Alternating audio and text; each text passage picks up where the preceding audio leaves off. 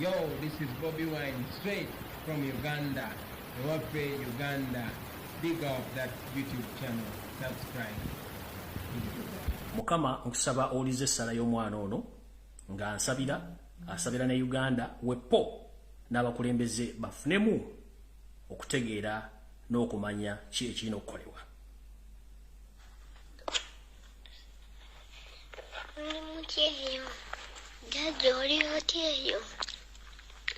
Muri mutyeyo Mukama akume naffe gye tuli bulungi musirye mutya Mukama akumya tukyali balamu mu linnya lya Yesu.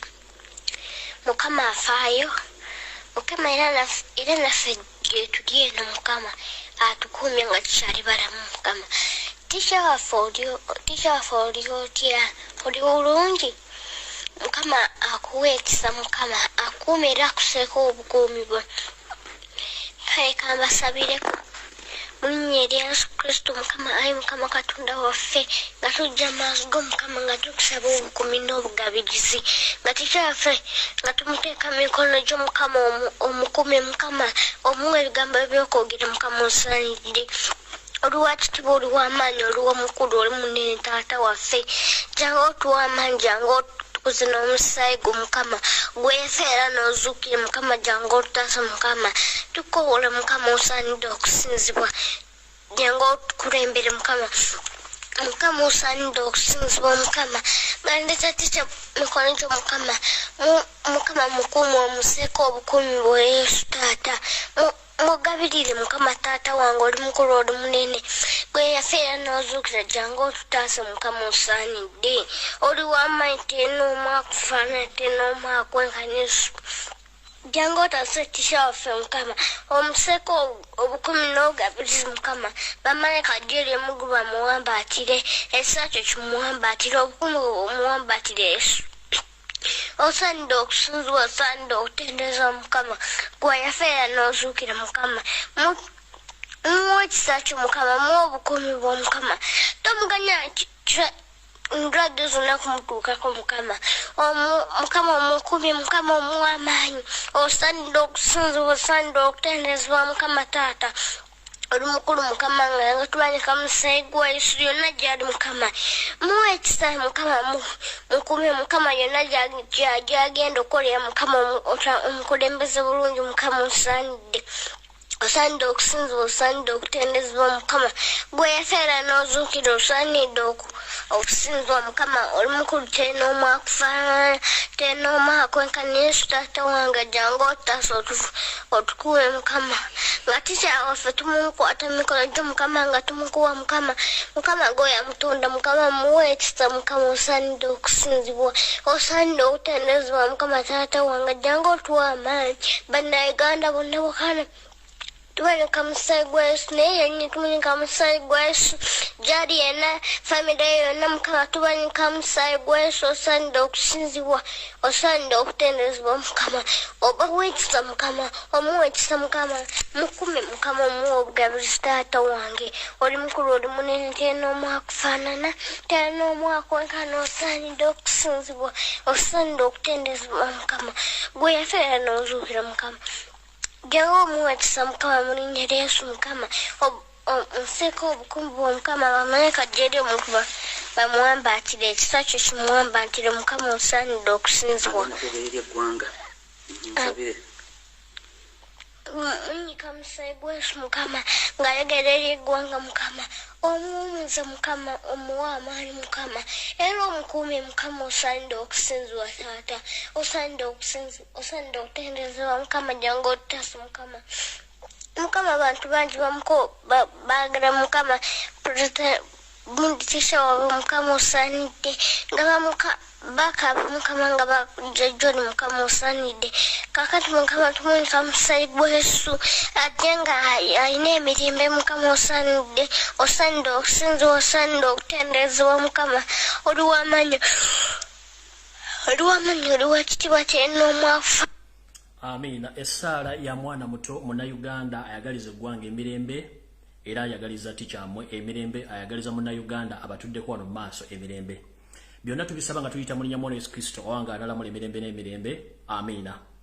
Mbalamusiza nnyo bannayuganda mwenna buli mukyasinzira okuwulira mu kitundu kyonna ekyensi ng'oyagala enkyukakyuka oyagala emirembe mu Uganda nkulamusiza gyebaleko gy'otuusaako engalo nga bulijjo ntera kulamusa ku bannayuganda buli mukyasinzira okuwuliriza abawangalye mu ggwanga erya Amerika mu kitundu kyonna ekya Amerika gy'oli abali e Canada abali e Brazil n'enzija ku lukalu lwa Bulaaya abawangalye mu lukalu lwa Bulaaya mwenna mbalamusizza mu ggwanga erya Bungereza ku lukalu lwa Africa ku lukalu lwa Asia ku lwa Middle East n'ewaka mu Uganda weponi mu East Africa mbalamusizza nnyo sijja kulanda ggange eyajja okusaba eryato ne balimutwalako ngazze mu mboozi njagala kutangirawo mangu nnyo naye mu ntandikwa ey'olwaleero njagala kutandika bwe nti kitalo nnyo ddala mwenna baviiriddwako abantu bambwe mu njega yonna ezeegwa mu Uganda naye kyakusooka kya byonna njala sooka kugamba nti gusinze ayi Ssaabasajja Kabaka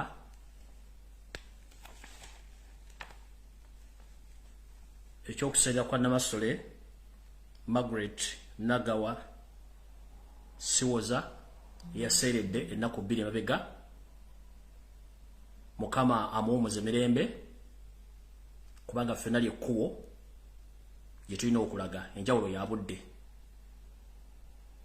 Ssaabasajja gusinze naye Namasole Mukama akuwumuze mirembe byonna ebyakusobako Mukama bikusonyiwe ateekewo minzaani wakati w'ebirungi by'olesenga okoledde eggwanga ne Buganda n'okulera Ssaabasajja Kabaka omutuusa waali Namasole Nakabutuzi eyambutuza oyamuleka n'olyoka okwasaganya Ssaabasajja okumutuusa w'omulese Mukama akuwumuze mirembe mukowere erimu era nga lyakusaasira mu bbanga lyembadde nga ndi emabega w'emitayimbwa emikono gitawumira muwemba oba ntungo njala kusooka okutwala okusaasira kwange eri ekkanisa y'abasodokisi bonna ewangaala ne Lamula mu nsi yonna naye eno nsinzidde mu Uganda olw'okuviirwako kitaffe mu Katonda Yona Lwanga kitalo nnyo ddala bafamire y'omugenzi Yona Lwanga Mukama bagumye olw'ensonga nti naffe era kyekiseera nti enjawulo ya budde nti atuwa obulamu atera yabutwala naye ogenza otya Mukama akuwumuze mirembe Bishop Yona Lwanga eyakola kyonna ekikyamu okutuusa wooli ssaawa zino naye ajja kuba akugoberera nja kutwala okusaasira kwange era eri ab'ennyumba y'omugenzi eyali omumyuka wa poliisi omugenzi Paul Lakech kitalo nnyo ddala olw'okuviirwako omwana enzwala ya Uganda abadde aweereza eggwanga newankubadde nti awadde abaweereza gavumenti yabamusibira mu bbwa kitalo nnyo ddala Mukama amuwumuze mirembe era n'ab'enju ye Mukama bagumye n'abantu mu Northern Uganda mwenna Mukama bagumye olw'okuviirwako mutabani wammwe omwana wammwe then enkola y'emu olw'okuba nti zisisosola oba oli mu gavumenti kasita oba ng'osigala munna Uganda njala tutwala kusaasira kwange eri ab'enju y'omugenzi General Pecos Koteesa kitalo nnyo ddala okuviirwako taata wammwe muganda wammwe era naye yatufaako nga nkyali mu kkomera naye nga mujjukira bulungi nnyo nali namugambako nti bayinza okuba bamwetaaga babasinga okuba nga beetaaga obulamu bwe era ne babutwala kitalo nnyo ddala so naawo era njagala okutuusa okusaasira kwange bannayuganda bonna abafiiriddwako abantu baabwe bwepo ne baganda baffe mwenna abali mu makomera abali mu kubonaabona buli omu gyali Mukama abenga akukingiriza osobole okuyita ng'oyita mu mbeera eyo yonna awo nno bwe mmala okunyololwamu n'abantu bonna bwepo n'okusasira Ssaabasajja Kabaka olw'okuviirwako maama erikkowe n'endiwummuza ngenze mu kkowe eryokubiri njala tutwala omukisa guno okwebaza bannayuganda mwenna buli mujje muwangalira mu nsi yonna nga saawuddeemu gwani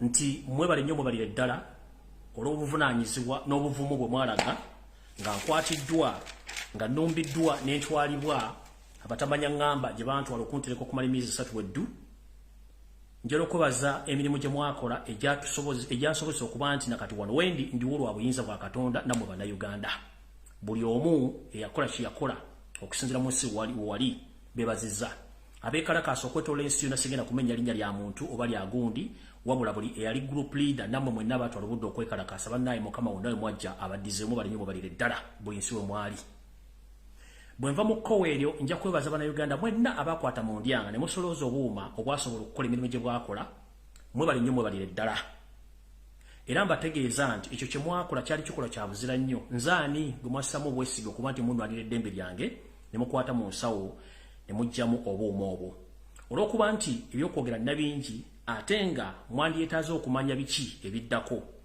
njagala kusaba mbategeeze nti olunaku olunaddako nja kubategeeza obuuma bwe nafuna era nja kusaba bekikwatako abakuŋŋaanya obuuma bonna musobole okubanga mutegeeza bannayuganda be mwakuŋŋaanyamu obuuma ensaasaanya y'obuuma obwo nange oluvannyuma nje ntegeeza ensi yonna obuuma bwe nafuna olwo tujja kuba tuzze ku mulamwa omutuufu ogw'okulaga ennyingiza n'ensaasaanya naye nga njala okubaza mwenna bannayuganda buli omu yatoola ennusu nti we bannyo balire ddala wonna wajja mukama akuddizeewo awo nno nga nvuddewo njala kwebaza omukulembeze wa National Unity Platform omukulu Robert Kyagulanyi Ssentamu we bannyo balire ddala ssebo mukama wange olw'okutwala obuvunaanyizibwa bwe po n'abakulembeze ab'ekibiina kya NUP ne bambe ba Parliament naye akensuso nja kwebaza nnyo abantu bano wammanga nja kwebaza omukulu akiikira ekitundu kya Kyaddondo omukulu amanyiddwa nga Honorable Nkunyigi Muwada taata njala okwebaza ekyensuso nti watambula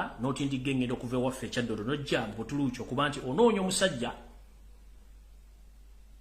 gwe sirowooza nti yali akukwatako nnyo olw'okuba nti olina omutima gwa Uganda n'otindigga olugendo bala nnyo balire ddala bano benjogera baatuukira ddala ku kkomera we nnali era baatwala obuvunaanyizibwa Honorable Nkunyingi tojjanga okwo waziika wamala njala okwebaza muganda waffe lawyer oba counsel Anthony Wameri watuuka ku ttaka ne wankubadde wafuna buzibuzibu n'otasobola kutuuka we nnali olw'okuba nti wali mukosefu n'osobola okuddayo webale nnyo balire ddala ssebo era nkusaasira obulumi bw'oyitamu osobola obbusuuka njala okwebaza muganda wange Patrick Aketo munago muyita Pato muganda wange tojjanga okwo okoze omulimu gw'amaanyi nnyo okuba nti obadde mu biseera byonna ate nga ebiseera byobaddeyo si byangu nnyo n'osobola okuba nga wayita mu njege eyo abantu abamu sigenda kwogera mannya gammwe olw'ebyokwerinda olw'okuba nti mulimu abantu abasalwa nga ne bw'oyogera erinnya lye tajja kusalwa naye nga abantu mwenna abakola omulimu gw'okutuuka ku ground mbeebaza nnyo amannya agamu nga sirikidwa ensonga nti abantu abamu security yammwe si nnungi naye ffe abaasalawo era amannya asobola okugoogera njala okwebaza omukyala gwe bayita Shakira amumanyira Shakira naye nze mmanyi nga Shakira azaati tuwangale nano mu ggwanga erya Butuluki mu kibuga Istanbul mukyalo no Shakira yalaga obuvunaanyizibwa bannayuganda bonna bakuŋŋaanira mu kibuga Istanbul omu ttake n'atindigga olugendo naye okujja okundaba wankuba nti yafuna access kundaba naye nategeezebwa nti waliwo omukyala munnayuganda era ekakasa ku kkomera ne ku poliisi ez'enjawulo mukyala Shakira azaati wonna wooli mwannyinaze webale nnyo balire ddala okutwala obuvunaanyizibwa na buli kimu kyonna kye wakola webale nnyo balire ddala abalala sigenda kwogera mannya gammwe naye mwetegedde olw'ebyokwerinda mwebale nnyo omulimu ogw'amaanyi gwe mwakola olw'okuba nti mwanwanirira wano njagala kuzzaako okwebaza bannayuganda mwenna nga sisosodde mwebale nnyo mwebalire ddala si kyangu okuba nti mwayimirirawo mu kaseera akazibu bwe katyo naye mwebale nnyo mwebalire ddala nja kwebaza bannayuganda bannange mwenna bwetukola omulimu gw'okwogera ba bloggers mwenna mwebale nnyo mwebalire ddala abaalwana sigenda kumenya mannya naye mwebale nnyo mwebalire ddala abaalwana mu kino mwakola omulimu gw'amaanyi nnyo weppole bannayuganda abeekalakasa okwetoola ensi yonna nti omulanga gwammwe oba enduulu zammwe zaakola ky'amaanyi nnyo n'okusinga amateeka bwe gandikoze kubanga mwatabala buli mutimbagano gwonna ne mugenda ku embassy zonna bannange mwebale nnyo sisobola kwebaza ssekinnoomu okuggyako bebaza lufaaya mwenna mwebale nnyo mwebalire ddala mwetemanyi kye bayita freedom of speech freedom of expression tekitegeeza kitegeeza ebintu bingi nnyo nti n'omuntu eyandibadde tategeera kikyogamba akitegeera so njala kubaza bannayuganda mwenna abasobola okwekalakaasa ekyokubiri nga nasologera ku kiggula luggi ba bloggers banne bwe tukola omulimu gwe gumu buli muntu yalina obulumi obw'enjawulo okulaba nti Lumbuye afuna obwenkanya n'okumanyibwa wawaali kituufu nnyo era buli muntu yalina obulimu bwa njawulo mu sekita mwe yali era buli muntu yali akola ekisaanidde okulaba nti Lumbuye ono afuna obwenkanya era ava gy'ali asobola okukola ki asobola okuba nga ateebwa mu kyo twafuna miscommunication oba mwafuna miscommunication ne mistrust ne misinformation ebintu bisatu byaleeta obuzibu ba bloggers baganda bange mwenna abavaayo ne mutandika okulima empindi ku bannayuganda abamu abaalaga obwetaavu mu kuba nti baali banoonya bwe baali bantadde nti njagala obbasaba bannaye bwe mbanga mugenda okutandika okulwana oba okuvuma omuntu yenna musookanga ne mwetegereza omuntu gwe musalako ebigambo. Njagala bagamba nti ebigambo bye mwayogera byali bingi nnyo olw'okuba nti twali mu bulumi ffenna nga mulumibwa n'ebigambo ebimu tebyali bituufu era abantu bwe mwakonjera. Njagala kubasaba nti bwe muba musobodde okudda mu bokisi mu beetondere baali bantu batuufu n'omulimu baali bakola mutuufu lwakuba nti waliwo miscommunication ne mistrust mu nkola ey'okunoonya Lumbuye. Naye nga njagala obategeeza nti abantu abo tebalina musango mwafuna bufunyi miscommunication, misinformation ne mistrust. Era aba bloggers bannaye mwenna mbasaba n'obuwombeefu nti tukole ekintu kye kimu olw'okuba nti tuli ffenna bannayuganda twagala enkulaakulana twagala enkyukakyuka. Buli muntu nsaba eyakola ensobi n'avuma omuntu gwe yavuma ku lwange bannaye nsaba buli omu asonyiwe munne kubanga tuli bantu tusobya. Kuba nkimanyi abantu bangi nnyo baavumibwa olw'okuba nze olw'okuba ani naye obutakkanya bubeerawo naye tubumalawo tutya. Obutakkanya bubeerawo tubumalawo tutya. Tulina kuteesa na kumanya kyekituufu. Tugamba nti obulimba bukeera nnyo naye amazima ge gasooka mu maaso bwe kityo bwe kiri. Obulimba bwali mungi mu kukwatibwa kwange wa mu bizibu byange naye ate amazima ne gavaayo ate gakyavaayo. Mu ekyo ngenda kusalawo mbagambe nti buli muntu yenna eyafuna information enkyamu ne mutandika ne mwevuma ne mukola muti abannaye nsaba mu nsonyi okubanga yali nze yaleeta obuzibu naye ng'ekintu kiri nti babloggers bannaye mwene bwe tukola omulimu gw'okwogerera eggwanga n'okwagala enkyukakyuka twetegereze nga tetunnagenda ku kintu kyonna kuwalampa muntu kumwogerako bigambo bikyamu kikolwa kikyamu nnyo. Era nno nga ndivuddemu nga nfundikira njagala kugamba bwe nti ebigambo bingi ebyayogerwa okwetoola ensi yonna mu gavumenti ya wakati mu bantu abakolera gavumenti babloggers abakolera gavumenti abaali bekwese nti bakolera enkyukakyuka kumbe nabo bambega bantu bangi nnyo n'abali gyali mikwano gyange abayogera ebigambo bingi. Ekyo si kye kizibu. Ekizibu kiriwo ekiti nze nno sirina muntu gwe ngenda kulumba wadde okuvuma wadde okunenya. Ndi munnayuganda ayagala enkyukakyuka ey'emirembe atagenda vuma muntu wadde okulumba omuntu n'omu. Oba wanjogerako ekibi kyonna Mukama akuwa omukisa. Oba wankonjera ekibi kyonna Mukama akuwa omukisa. Oba wayogera ekigambo ekitakwatagana ng'empale za Mukama wo Yosefu tabasire mutano wa Kalekyeze Mukama akuwa omukisa. Ekyo si kye kizibu kyange. Ekizibu kyange kiri nti mwenna mulina ekirwadde ekyabayingiramu kye bayita Yosefu tabayisirwa mutabani wa Kalekyeze syndrome. Sisobola kunenya kubeere bloga kubeere munnamawulire kubeere TV. I can't blame you. The only person whom I'm going to blame is Yosefu Lutabayisirwa, the son of Kalekyeze.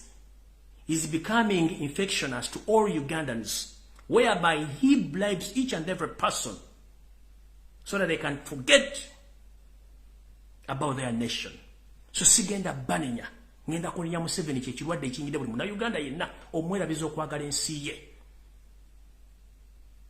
Era temusuubira nti nnabbologa bwe ngenda okulumba, temusuubira nna TV ge ngenda okuvuma, temusuubira nti nnamawulire ge ngenda okuvuma, oba omuntu yenna eyajogerako ekibi. No, obuzibu si bwammwe. Ekizibu ekirwadde kye bayita Yosefu tabasira mutano wa Kalekyeze kyekirwadde ekirumi bannayuganda mwenna.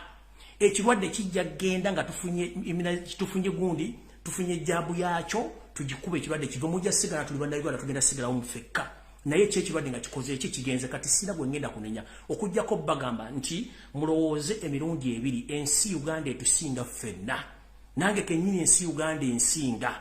Museveni ensi ekusinga. TV z'omu Uganda ensi ebasinga. Abaatusookawo singa bakolanga ebitukola singa ensi teriiwo. Kale n'olwekyo mwenna bannayuganda sina gwe ngenda kunenya eyakola ensobi eyasasulibwa ovume Lumbuye okole buli kimu ekikyamu. Mukama akocha osinga okwagala nerowooza nnyo nga tonnava mu nsi yo. Obusente obubakuwa ze zimu ku ssente z'omuwomusolo ezisasulibwa. N'olw'ensonga eyo sigenda banenya ngenda kunenya omuntu waku Museveni kyekizibu kya Uganda. So si babloga, si bannamawulire, si aba social media oba bannayuganda basekinnoomu. Ekizibu kya Museveni yendwadde eri mu bannayuganda ebatuusizza okuba tebakyasobola kwerowooleza okujjako okulowooza nti buli mwaka atemu ekyo kyakola ki ekyanguwa. So ekyo bwe ngenda okikomya. Ngenze ku kiggula luggi kyaleero era mbatumiddeko mwena abadde bamisinga ekiggula luggi nti nkomye obuto okubaweereza era ekiggula luggi ngenda kibawa buli lunaku oba buli lunaku lwabasobodde okuggyibwa amawulire ntandise bwe nti kigula lugikyaliro nga bulijjo bwe ŋŋamba Yosef Tabasira mutano wa Kalekezi nti wandikola ekintu okulumya omuntu n'owunzika ng'oyambe muyambe ekkiriza enswaswa etayanula yereega engalabi mukulu okoze effujjo lingi nnyo mu Uganda naye tugamba nti enkima gyekoma okulinnya omuti gyekoma okwolesa obwerere bwayo oba buli maawa mukulu ekigambo ky'okutta bannayuganda n'okubuzaabuza okuwa amawulire amafu kikyamu nnyo nze wayagalira ddala okwagala okunguleta mu Uganda era n'okola amawulire mangi nnyo which sigenda kunenya muntu yenna nga mbagambye era muganda wange Okeroliem nkulamusizza nnyo webala emirimu gy'okola n'abakulembeze bonna bali mu bitongole by'eddembe mubala nnyo emirimu gye mukola sigenda banenya abapulidde ekirwadde bakiyita Yosef Tabasira mutano wa Kalekezi kyekirwadde ekibaluma singa gwe ngenda kuvumadde okunenya wabula ekirwadde bakiyitaani Museveni mukulu Okeroliem bakozesa ensobi gye wakola ogimanyi n'abantu abalala naye nze ebigambo byenjogera bikukakatako era bikwata ne ku bazzukulu bo Museveni kyekizibu kya Uganda era kyekiba ekizibu bw'olabanga sitaani yeesitukidde okukwata mu lugo kiba kitegeeza baatumi baweddeyo kati ngenda basa mwonna bannayuganda ensi tetwemazaamu kubanga abaatusookawo baagirimu naffe tugenda givaamu n'abala bajje nkiddamu abaatusookawo baagivaamu naye n'abagenda okudda bagenda givaamu so saagala Museveni agenda okuvaawo enkya atwawukanye ffe bannayuganda kubanga tukyaliwo nnyo abaana baffe we bali mwe munaalowooza nti okulya obusente obusiddiiki kyekigenda okutwala kyekigenda okwongeza eggwanga mu maaso kikyamu so Museveni njagala kugamba ekigambo kimu ensi engeri gy'ogitwalamu okutta abantu gwe wandirowooza nti oli wakitalo nnyo nga gwe olowooza naye twali tulabya banene emirembe engalo mukulu abantu abali bategeera wafudde abasiru mukulu abantu be twatulowooza nti bategeera ate kati bategeera gwe kennyini weefudde nti otegeera ate naye nga totegeererako ddala nze njala kugamba ekigambo kimu wantuusa gye natuuka naye ate olina kyewankolera ky'otamanyi nkiddamu wantuusa gye wantuusa naye olina kyewankolera ky'otamanyi njala kugamba nti nze nga nze Lumbuye kemiko ali sikutya sina munnayuganda gwe ntya nga njogera amazima kuba kyenkakatako mu constitution ya Uganda okwogera amazima oba oyagala oba toyagala results z'obwenzi tuzirabira mu kufunisa lubuto mukazi kufuna siriimu na birwadde bya bukaba gye mukolera ebintu byammwe ffe tetubaayo naye ate bidda mu public kitegeeza nti omukazi bw'agenda ne bamuwasa n'afuna obufumbo obutukuvu ekiva mu kikola omusawo gy'atabaluba lubuto agenda okuzaalisa omwana oyo abeera omusawo naye tabeerawo nga mukola ebintu ebyo naffe Museveni bw'oba okola ebintu by'okutulugunya abantu n'okubuzaabuza banaga tetubeerayo naye bidda ate bijja kufuluma nze okukwatibwa kwange kwalaga Uganda ne bannayuganda ebintu bye mbadde mbagambira ebbanga eddene omusajja afugidde eggwanga ku bulimba mpaka nakati abatakyakkiriza nti obulimba we buli mujja tegeera nti omusajja gwe muliko Yoseri Tibahabulwa Lutabayisiro mutabani wa Kalekezi nsanga bisibe ensi yaleeta muzeyizedde bwe ŋŋamba nsanga bisibe yasanga enseeteredde buli kimu nga weekiri n'abyonna n'abisiro n'abiddusa nsi yaleeta talinaako ntandiko wadde enkomerero wadde address eyo gwe bayita nsi yaleeta mukulu nsi yaleeta Yoseri Tibahabulwa Lutabayisiro mutabani wa Kalekezi nsanga bisibe muzeyizedde weewumuzeeko okoze effujjo lingi ku bannayuganda but with the time we will pay heavily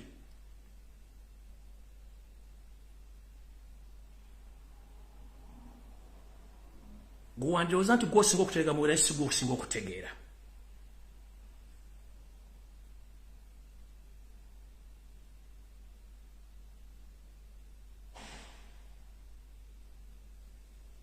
era ekigula lugi nkifundikidde nga nkutegeeza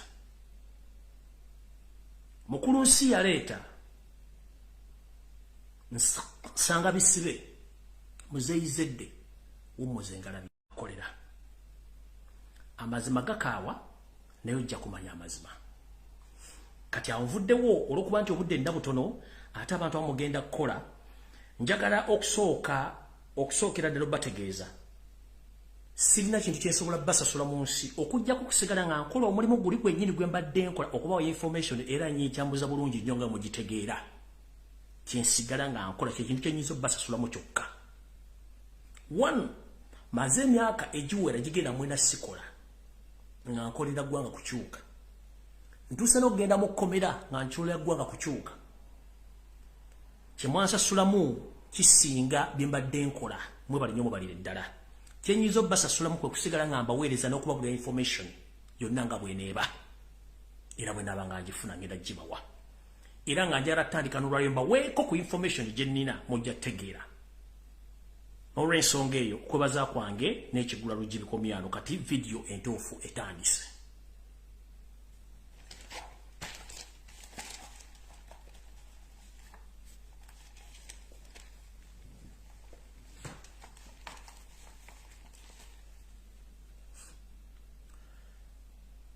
Abaagala okumanya bwe nakwatibwa ejja kuba sitole endala era njagibwa mu butuufu bwayo. Essaawa zino olw'okuba nti tukyali mu kooti ebintu ebikyatambula nga mumanyi nti mateeka nti omusango togwogerako nga gukyali mu kooti na wano bwe kiri era ekyo kyo mbasuubiza nja kugubawa era mbabuulira engeri gye bankwatamu na buli kimu naye mbagambye buli muntu yenna eyankolako effujjo nga munnayuganda munnange sigenda kuvuma sina kye ngenda kukola ensi ejja balamuza kisa nze gwe mpalana era gwe mmanyi nti yakola ebintu bino Yosef tabase mutani wa Karekezi naye babbulaaza mmwe ne basisita mwekuba emitima tunuulire ensi Uganda n'ensi endala ezigyetoolodde olyoka olumbe Lumbuye omutumba ekyoyagala omuvume otuuke n'okumulyamu olukwe tunuulire ensi Uganda kyekikulu ntandise bwenti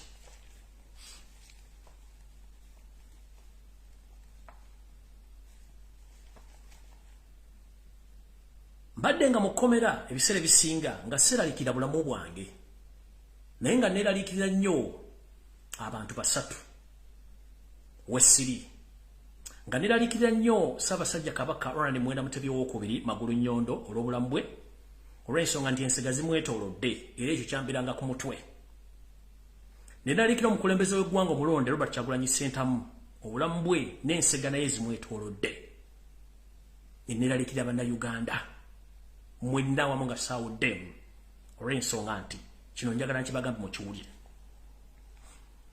mu nsi yonna Uganda ekwata kyamukaaga okuba nti yeesinga bambega mu nsi yonna abali ewaka n'emitala w'amayanja nga basasulira ssente z'omuw'omusolo wandirowooza nti ne neighbour akulya emitooto bwe binannamiro nti munnayuganda munno naye ng'ate embega awedde emirimu omwami ono alina bambega mu buli kitongole kyonna ekinene mu nsi yonna kye mumanyi whereby nti employinga n'abazungu bamubegere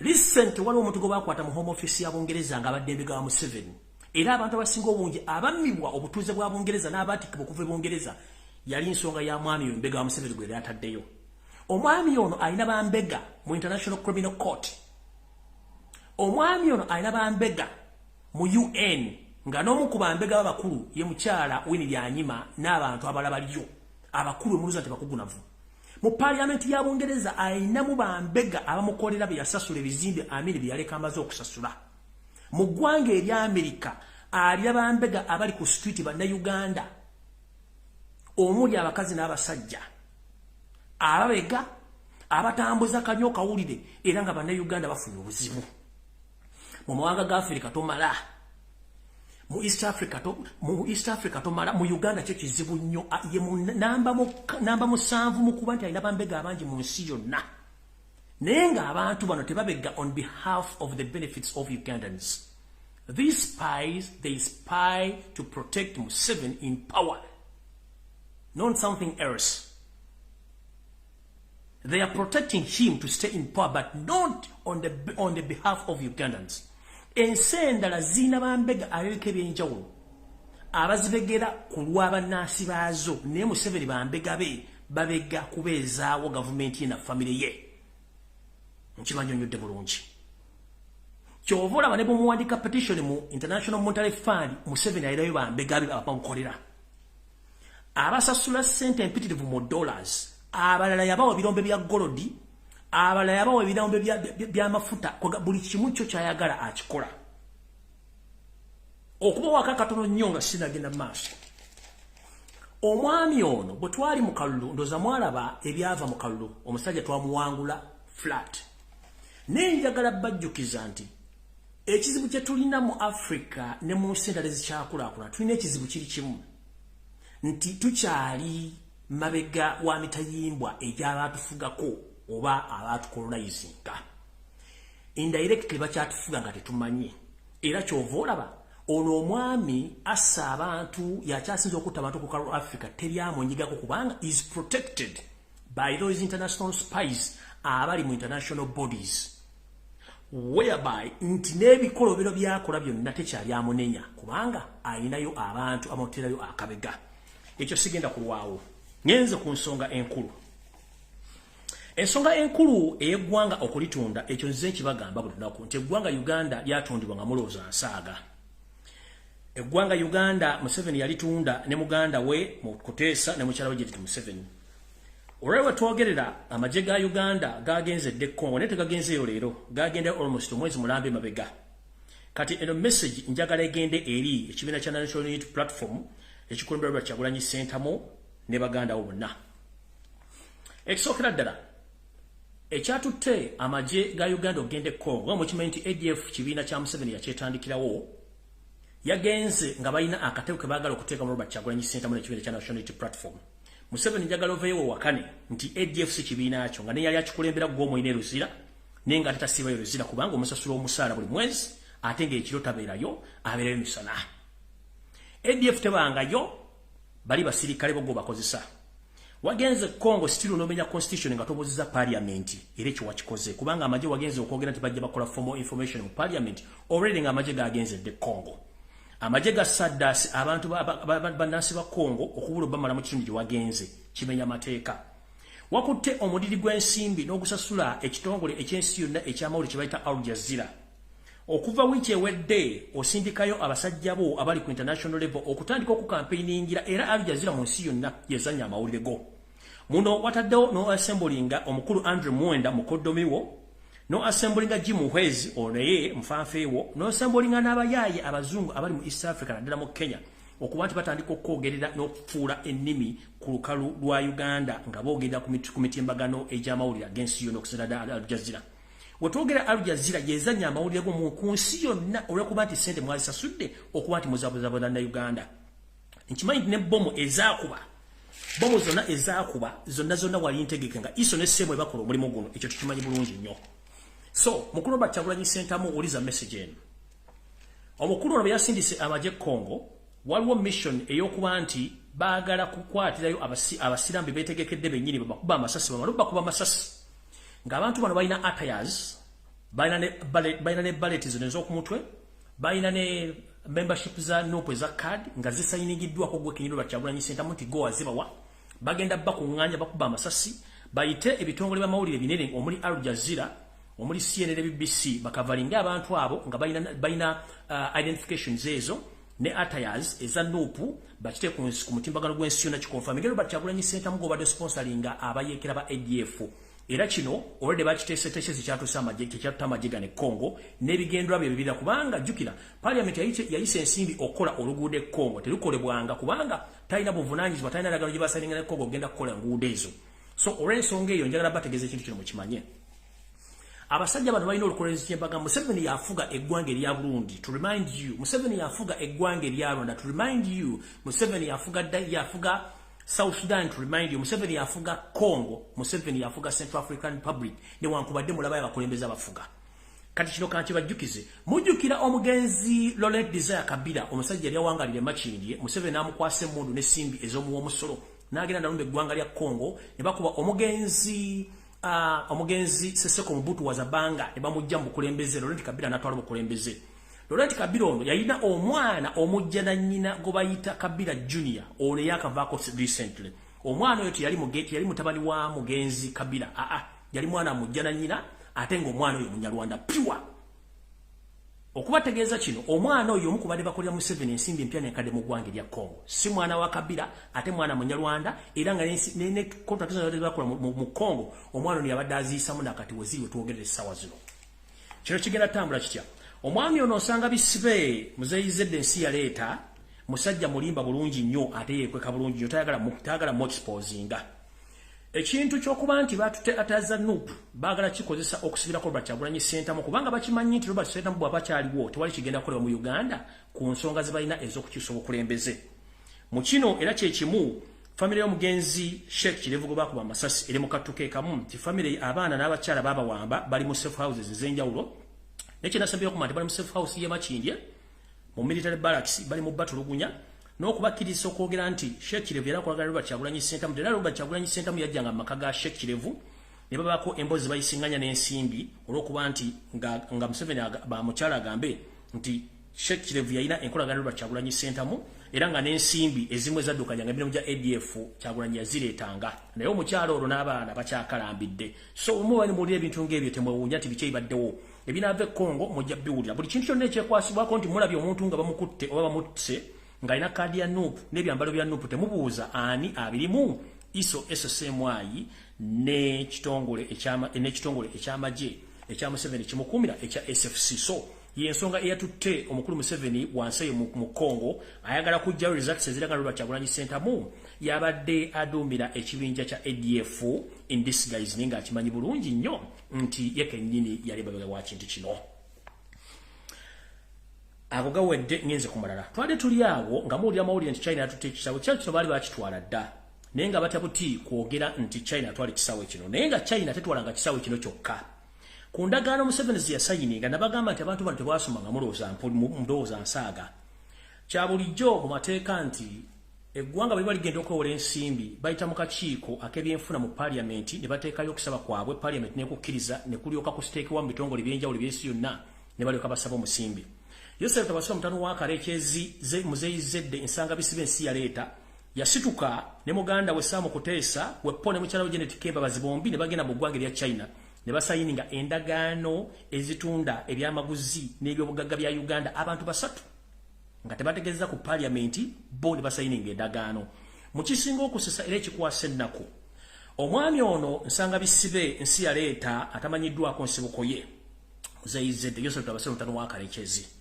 endagaano ze yasayininga ezimu zaali mu luzungu bazivunudde n'endala ezitavunulwa mu luzungu nga ziri mu China ate nga ziri mu bugambo butono nnyo bagenda okumala okwekkanya endagaano zino ze basayininga nga n'ebintu balina okuwaayo biyitirivu nnyo ku ssente ze babawola olw'okuba nti ssente bo lwazifuna ne bazikolamu ebyabwe endagaano ekomawo baluma bagenda okwetegereza endagaano givunula nga balina bingi nnyo ebyokuwaayo mu kisooka mwalimu ekisawo ky'entebe kyo kigenda mukkirize oba mugaane mukulu Makerere University nayo kwegenda okugendera mukkirize mugaane NAKACWA nayo eyinza okugendera kusinziira ku baana abasajja be baagala Kyambogo University nayo eyinza okugenderako Jinja Dam Power Station nayo egenda kugenderako Kaluma Power Station nayo egenda kugenderako Lake Victoria eno baali bagiwaayo dda era najja ne bagamba nti Lake Victoria okulemba ne bannayuganda badde bavubavumu n'amaato nga n'ebinnyanja bavuba bina address biraga mukitegeere nti ennyanja eno yali yagenda dda nga bo bagiwaayo dda mu bintu ebimu birina okuba mu bintu ebirala bigenda okugenda kamba jjukize mu bintu ebirala ogenda okugenda bye bino wano wammanga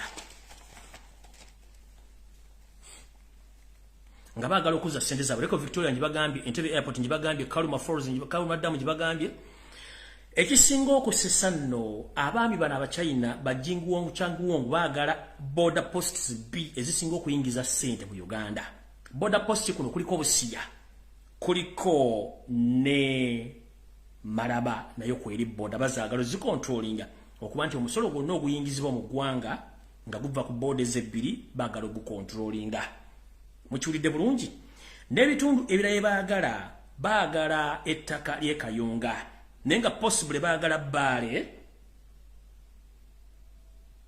baagala ne Karamojja okuba nti okumalayo ensimbi zaabwe mu ndagaano ezasooka baasayininga emyaka eta ne bagenda okwetegereza ng'emyaka giri 17 emyaka 15 gye balina okuba nti bali kavalinga ssente zaabwe yensonga lwaki ebintu bino Museveni byamutabuseeko nga tasobola bitegeera essaawa zino olw'ensonga nti yeekubya mizimu kati mwabagala okuprovinga information egyembawa nti n'ekiri Karamojja kifumba mituko njagala balaga ebintu bino olwaleero bukyanga lubanga lwa mmindi Karamojja ebyaddala yalumbibwa wala Bakaramojja bali mu kufa tebabalya ssente nti wali Omukaramojja ali mirembe 1 babatwalira amagye tanka enyonyi babajjako mundu kyokka nga bukyanga Uganda ebeerawo Abakaramojja badde nga babeera ne mundu zaabwe ne balunda ente zaabwe ennaku zino bassa bakalamojja abayitirivu nga bayita ndi bayeekera abadde bategeka obuyeekera mu kalamojja okubalaga nti bano bagenze ku luutinga kalamojja jene tebamuwa minisitule ya kalamojja ogenda okunoonya ebirombe bya zaabu n'amayinja ag'omuwendo gwe tuyita mabo gali mu bitundu ki omulimu n'agukola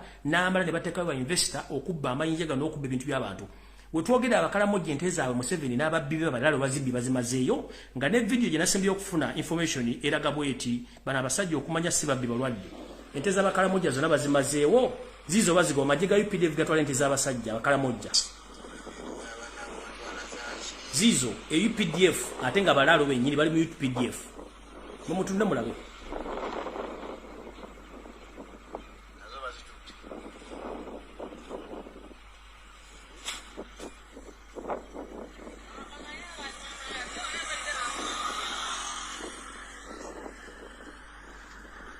mulinde mulabe ente z'abasajja bali mu kuzibba eyo gwe muyita nsi yaleeta nsanga bisibe buli kimu akitwala kati ali kalamojja mu Buganda ettaka limulimye okutwala kati yagenze kalamojja ente z'abasajja ziizo zonna UPDF yezitwala ziizo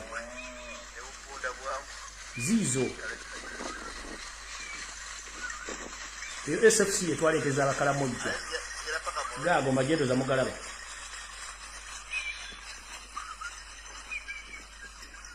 awo banyamulege batwala ente z'abakalamojja bali mu kubba ggwanga ddimalawo kati bagenze kalamojja gisaanya ozize ente z'abasajja bazimazeewo gaaga amagye mugalabye wuuyo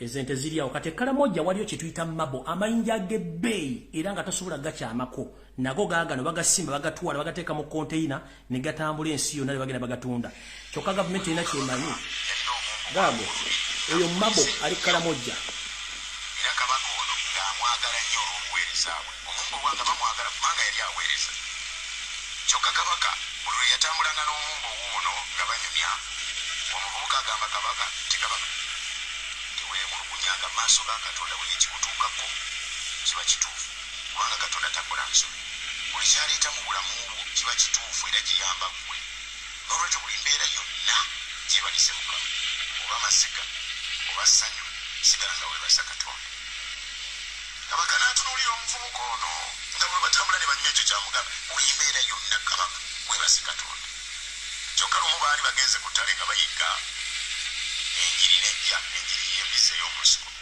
n'erumba kabaka omumbo ono n'alwana nnyo okutaasa kabaka we era awo sijja kulwawo nnyo kuba wudde tulina butono mukitegedde ensonga lwaki UPDF ne SFC bagenda kalamojja kutwala golodi abazungu n'abawa ebirombe abayindi n'abawokusima ebintu ebirala abakyala ne batwala mabo kati je n'ababbi banne aba SFC abanyarwanda batutte ente z'abantu zonna kalamojja bazimazeeyo baganda baffe b'ekalamojja bali mu kufa on the high rate batwalayo tanka for the first time ogenda okunoonya emundu okuzijja mbalunzi b'ente batwala tanka batwala ennyonyi batwala mamba it was not going to help those people to rescue them just they went there to cleanse those people to take their properties and their belongings and I'm informing the international community and the international medias, please stop defending Yosef Tibahabro Tabashira, the son of Karekezi Museveni.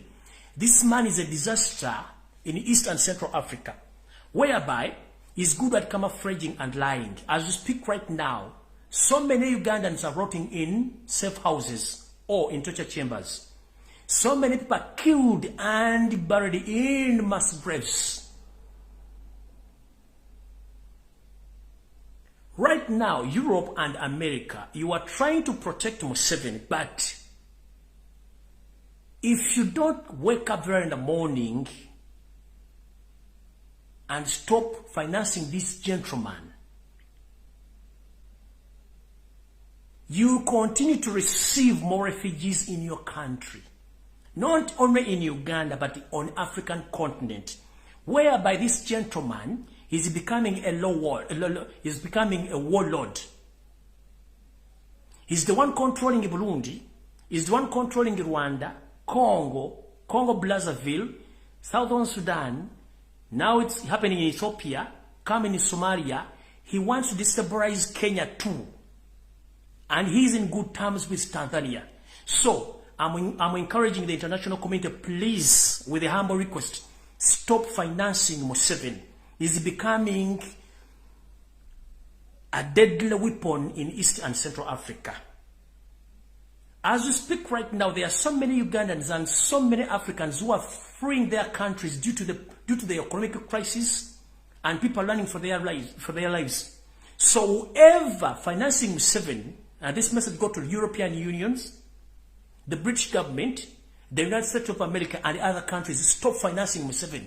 Because the more you finance this criminal, the more he keeps on killing people, the more he keeps on destabilizing Africa in general. If you think that I'm lying, please come on ground. You will witness. And I'm encouraging and I'm asking politely, European Union, the UK government, and the United States of America, please stop funding Museveni. Because the more you fund Museveni, the more he destabilizes the East and Central Africa, the more people flee their country, and the more people they seek refugee or asylum to your countries. So, in the simple terms, you are reaping what you sow. Because the more you support Museveni, the more he implements his programs, and the people who are found in those areas, most especially in East and Central Africa, they run out from their country to seek for refugee in other countries, most in Europe and America. So please stop. Stop. We are tired. Right now, Europe, right now as we speak right now, Europe is in a crisis of refugees from Arab countries. Not because those people, they don't love where they come from. They love their countries, but you, with your double standards, you sell weapons to those mafias in those countries, and they destabilize those countries. And those people, they can't wait. They have to run away from their countries. The same happens to Uganda. Every day, every time you sell weapons of mass destruction to Museveni, and he destabilizes the country, the more Ugandans flee their country to go to other countries to seek refugee. So please, European Union, the British government, the United States of America, please, I humbly asking you, please stop defending, supporting Yoweri Museveni, because he's becoming a terrorist or a problem in East and Central Africa. And if you don't stop him, don't regret for the outcomes. Because from him, he doesn't care the outcomes. He's free to do each and everything because he knows he deployed so many spies in international bodies like in UN, IMF, International Criminal Court. This gentleman, I think, is among the people who have the biggest number of spies on international levels. That's why so many Ugandans abroad, they are dying of poison, because he had deployed a lot of those people. He spends more money in destabilizing East Africa. Right now, I'm talking about East Africa, but soon or later, if don't stop this gentleman, Africa is going to be messed up by this dictator, the bloodsucker. That is my message.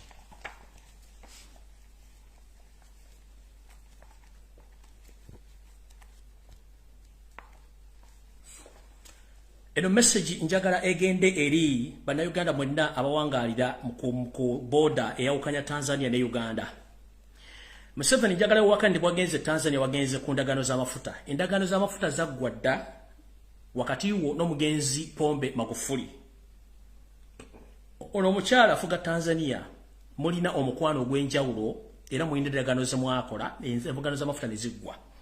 Ekyakututte Tanzania kikino wano. Okimanyi bulungi nti international organization ezisinga obungi ziri willing okujja mu Uganda okufindinga atrocities zotandise okukola mu Uganda kubanga these governments or these international bodies, they are investigating the information they get from the ground that you are killing Ugandans and you are burying them in mass graves. As we speak right now, you went to Tanzania to camouflage that you were there for the sake of signing agreements of pipelines. No, those agreements were done some time back.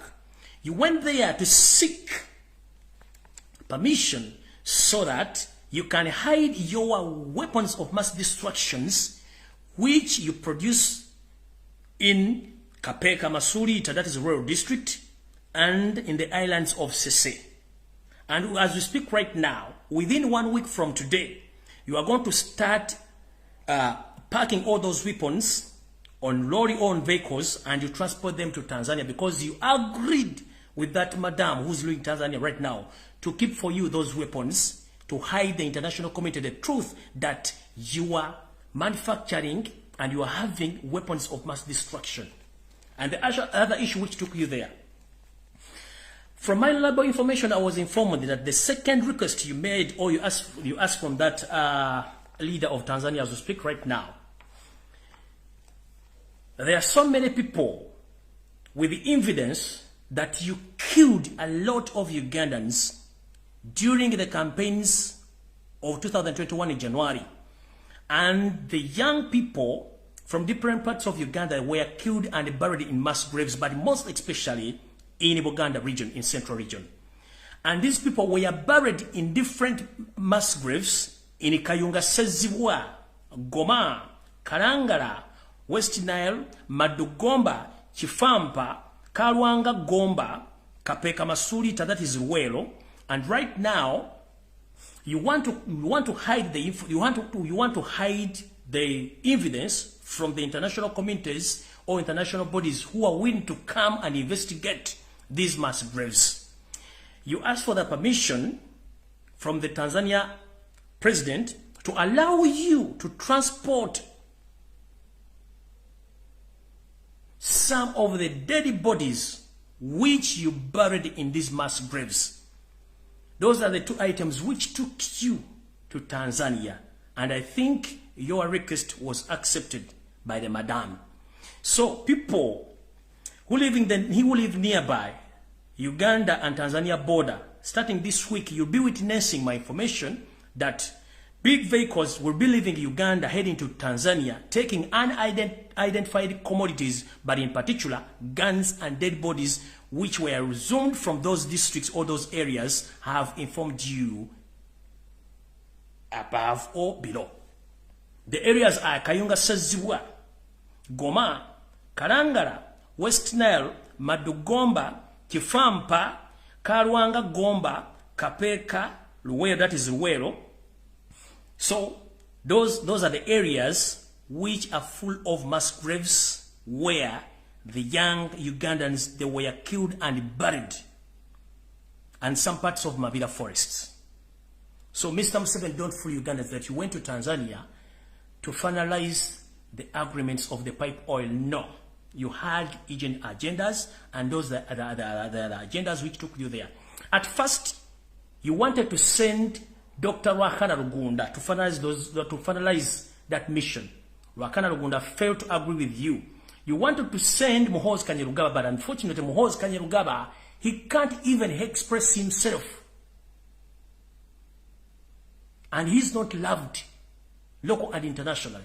So that option also failed until you accepted to go there on official visit, but which official visit had an agenda. That's why you didn't even spend there a full day. You went just there for hours because you had a mission.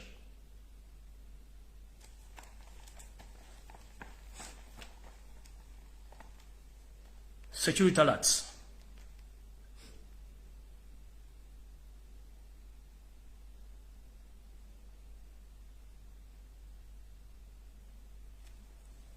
As we are preparing for the festive season, please Ugandans be very careful. As we speak right now, the pandemic of coronavirus is spreading on very high speed worldwide. But remember, in Uganda, God's still favoring us so that we are still surviving.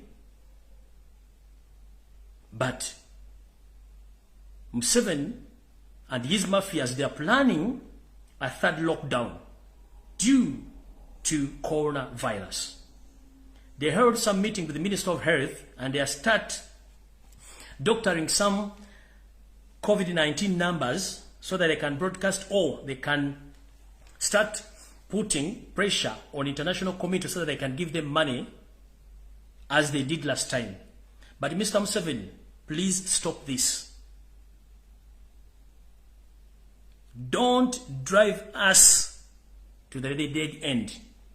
We've seen enough.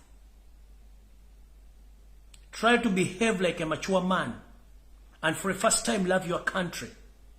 And I'm mistaken, it's not your country because you're a refugee. You're a refugee from Rwanda, you have no history in Uganda. That's why you're behaving like that. How dare you go invest in European countries or in foreign countries and you don't invest in Uganda? Recently you went to Kenya, or you went to Tanzania, sorry. You funded and you constructed schools there, but in Uganda, schools are still closed almost for 2 years. 50% of Uganda economy is invested in Rwanda. As we speak right now, you are investing a lot of money in waging war in Congo, but Ugandans are suffering. 25% of the money, all the taxpayers' money, is being used on paying international spies. Stop this.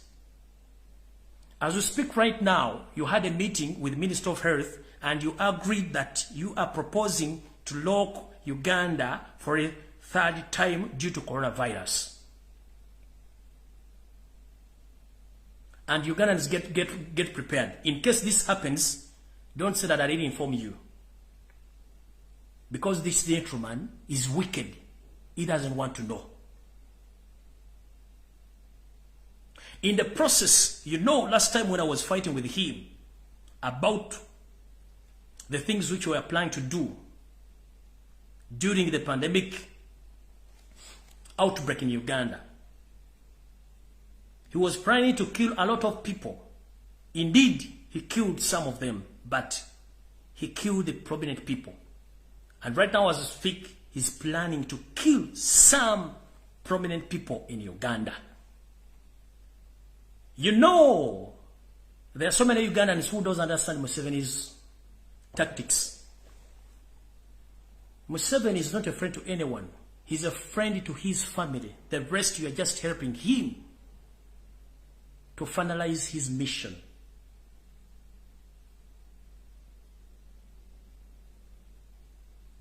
Even if he gives you a lot of money, at the end of the day, he's going to finish you. As we speak right now, Mr. Peter Elrelu, you were given orders 5 years back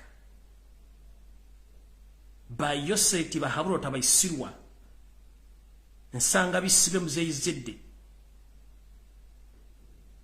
You went to Renzulu Kingdom, you massacred the Renzulu people on orders of Yosef Tabasirwa, the son of Karekez. Many people lost their lives because you were ordered to do so.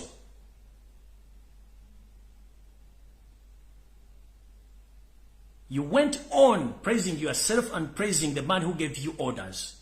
You know that you wanted by an international criminal court, but before you be wanted by a criminal court, there is a mission of finishing you. Mr. Peter Elrelu, I told you that I'm a Ugandan who doesn't care whether you support Museveni or you're supporting any animal, you're supporting Nup or you're supporting what. No.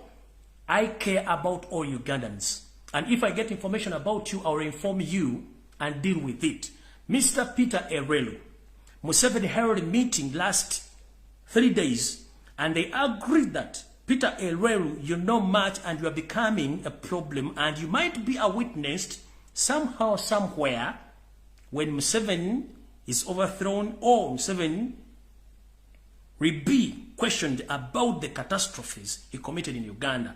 So, among the people who will be questioned where did they get the orders, it's you, Peter Elrelu. So, be very careful if it is easy or if it is possible. I think you can leave Uganda with immediate effect because you are the next in the target.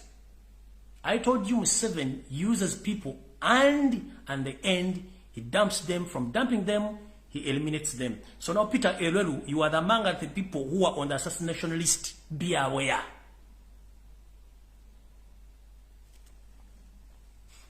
Sam Engola, Mike Mukula, you are among the people who are listed who are going to be assassinated soon or later. Be aware.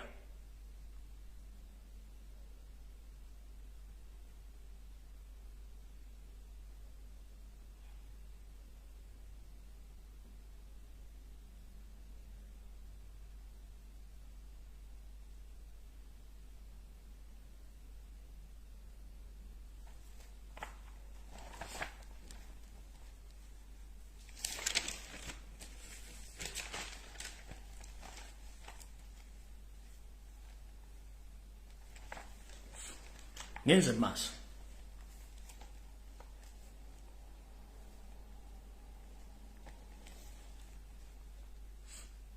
Mwenanga mukimanyi nti omwami ono Yesero Tabasira mutano wa Karekezi ye kennyini ebintu byakola tebikiriziganya na mateeka ga Uganda.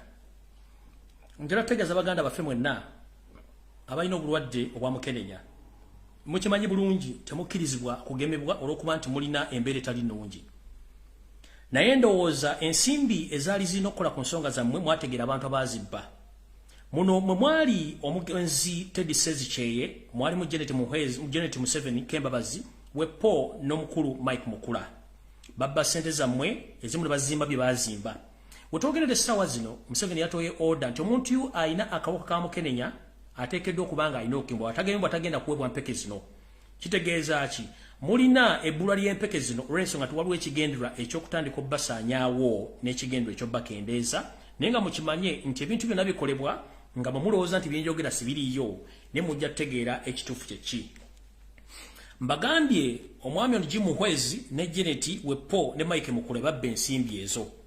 Mujjukire nti n'omwami eyabawako obuzuulizi eyali munnamawulire gwe bayitanga Teddy Sezikyeye, onono yattibwa oluvannyuma lw'okuba nti yasibwako mu kkomera Luzira n'amala n'ayimbulwa. Oluvannyuma n'attibwa abakozi ba state aba ISO abamutomera ku boda nga Dewwe era n'attibwa oyo n'aggyibwawo. Mike Mukula akugambye omanyi bingi nnyo ebikumanyisa ebingi ennyo wadde oli wa NRM Msimeo Gusumbe President wawa kugambye oli ku assassination list. Ekyo nkikugambye kibeera nange okitegeera. Mike Mukula okitegedde. Ngenze ku kirala. Mukulu Museveni mbadde mukomera ng'okola ebikolobero bingi nnyo ne bwe mba n'okola ebikolobero bingi nnyo. Watandika okutega bbomu ng'okozesa ebitongole ekya ISO, that is Internal Security Organization, CMY ekibega amaje, Wepo n'abantu aba SFC. Watega bbomu mu basi eyali eva empigi n'entandika okulabula abantu bbomu zigenda okuvuga mu butale n'olowooza tetutegeera. Abantu baakola kye tuyita analysis ku bbomu zonna ezaavuga baani abaazitega zaateguka zitya obutambi mwabukola butya ne bukyusa buli kimu nga mwagala ogende Congo kubanga mukimanyi 1 Museveni okimanyi toyina kyayina ssente. Gy'olina okujja ssente kwegende Congo okubba ebyobugagga kyekyo kati kikutwala Congo naye nga ate olina n'olukula okufula emmenga Kyagulanyi Robert Sentamu. Kati mukulu kankuswaza olwaleero omuvubuka gwe mwakozesa ogenda okutulisa bbomu mu bus eyali eva mu bitundu eby'amaserengeta ga Uganda ngedde Kampala gwe mwawoza mbu yali mutujju era n'amanya mwagabwa. Mukulu njagala kuswaza nga n'enseeraba bbomu eyakubira mu bus empigi. Omuvubuka oyo yali mukozi wa state era nga mukozi akola ne flying squad. Y'omu ku bavubuka abatrainingibwa bwe batraininga Kabalya Police Training School. Ono yali mu kibinja kya 7 mu bibinja ebimu byatendekebwa eyo naye nga yali mu kibinja kya Jati mwakolera. Mwamu omulimu ne bakama bagenda okutega bbomu zino. Bbomu eno n'etulika bubi bwe yatulika obubi omwami ono mukama we eyali ku ddute yali supervisor n'amukuba essasi. Omwami ono amanya ge amatuufu bamuyita Agaba Anthony. Enamba ye ey'owambega oba ey'amagye eri 33340 giwakana nti si ye gwagamba nti yali amanga terrorist yafiira mu basi.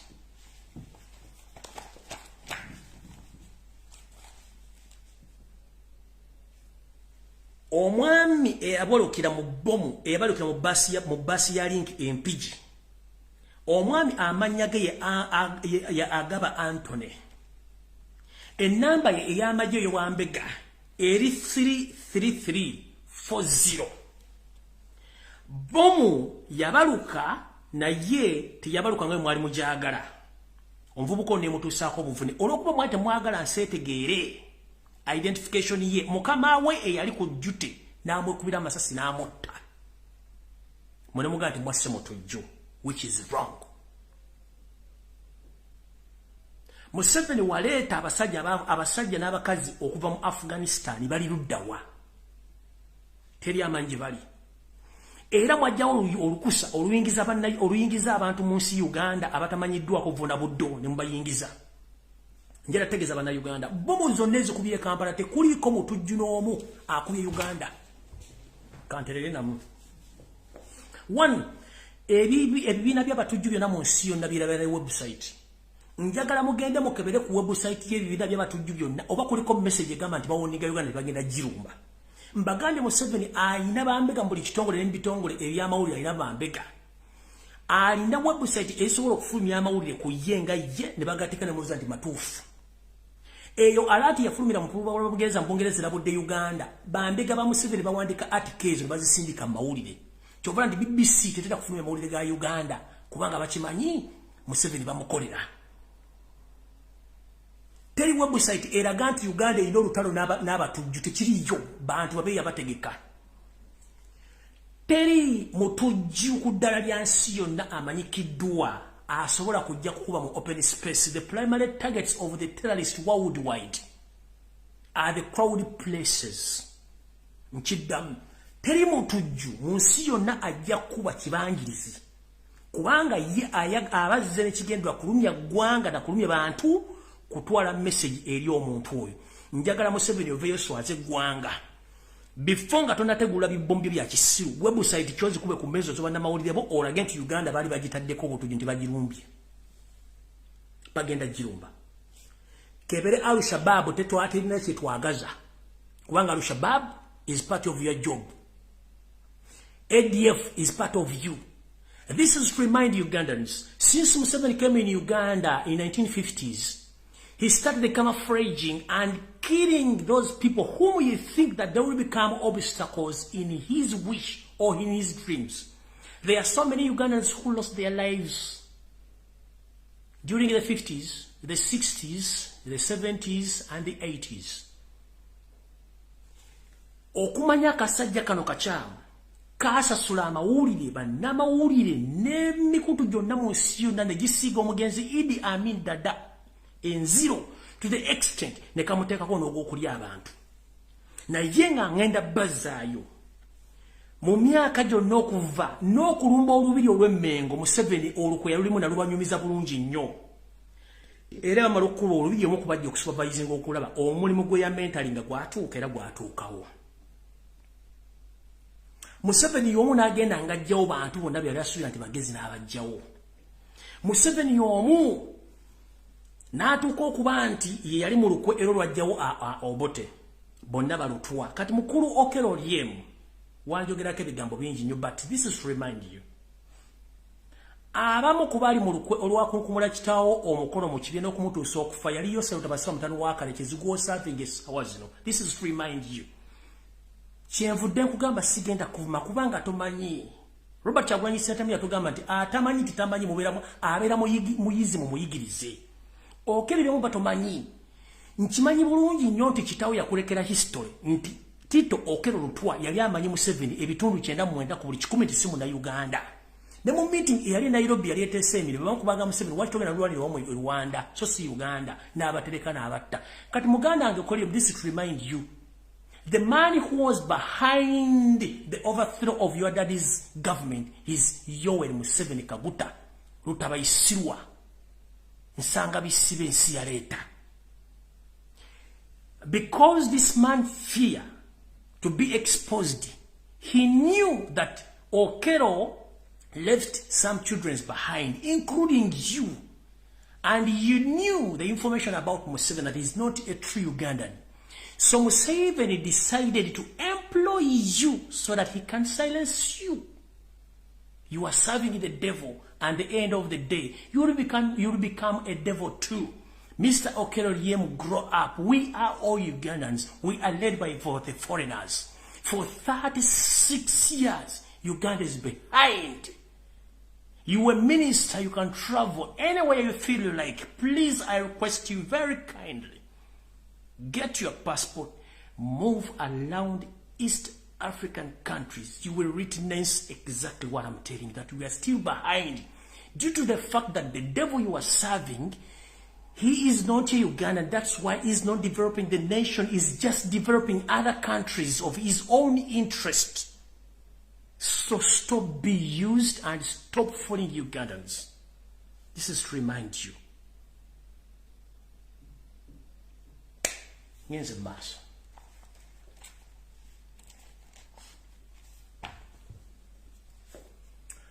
Bomu bomalo zikuba nga kyoyagala pressure kuyitiriddeko. Mbazayo ko emabega mu 1907 mu 7 ne banne batandika ekibiina kye bayita Flonasa. Ekibiina kino kyajjanga kirwanyisa omugenzi Idi Amin nga bakola ebintu bino wammanga. Bajjanga ne batta abantu ba prominent figures, bannabyabufuzi, bannaddiini, okubba banka, n'okudestabilizing eggwanga, n'okubuza ebyetaagisibwa okwonoona gavumenti ya Amin. Bakikola bulungi nnyo nga batega ne bomu ze bakola olwaleero.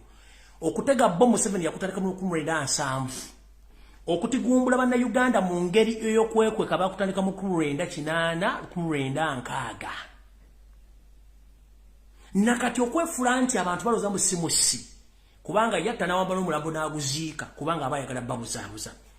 Yatandika okutega bomu nga wafronasa mu 1907 kubanga teyafuge kwa kamini wa The Witch n'agenda e Tanzania. Mu 7 mu 1908 n'akozesa ekibiina kya National Resistance Army ekyabayeekera. Ne batandika okutega bomu n'okudestabilizinga gavumenti ezaaliko n'okutta bannayuganda mu bitundu bya Luweero nakati bakyatta. Era nga bateganga bomu n'okubba banka nakati bakyakikola. Mu 1900 oba 2000 mu 7 y'omu akozesa ebibiina bino wammanga kubanga yamanya bw'ataba na bibiina bino tagenda kukola. Ne yeeterawo ISO ekitali mu mateeka, SEMO tekiri mu mateeka, ne SFC tekiri mu mateeka. Bino ebibiina bino ebisatu bye by'abatujju. These three organizations, they are not anywhere in the constitution, but they feed on the taxpayers' money, and their duties is to stabilize Uganda so that Museveni can stay in power for long. And they are the responsible for the bombing of Uganda, or the bombing of the capital city. Not Al-Shabaab, not ADF. Remember, ADF also is owned by Museveni, and it's a registered entry in his mustard seed book of camouflaging. Is the one behind Connie Joseph, who terrorized the northern Uganda almost for 25 years. He's behind the late Alice Lakwena, who is not known, even his siblings or his family. They're nowhere to be seen. So don't joke with this gentleman. He's good at camouflaging. So all those bombs which exploded in Kampala and the other suburbs of Kampala,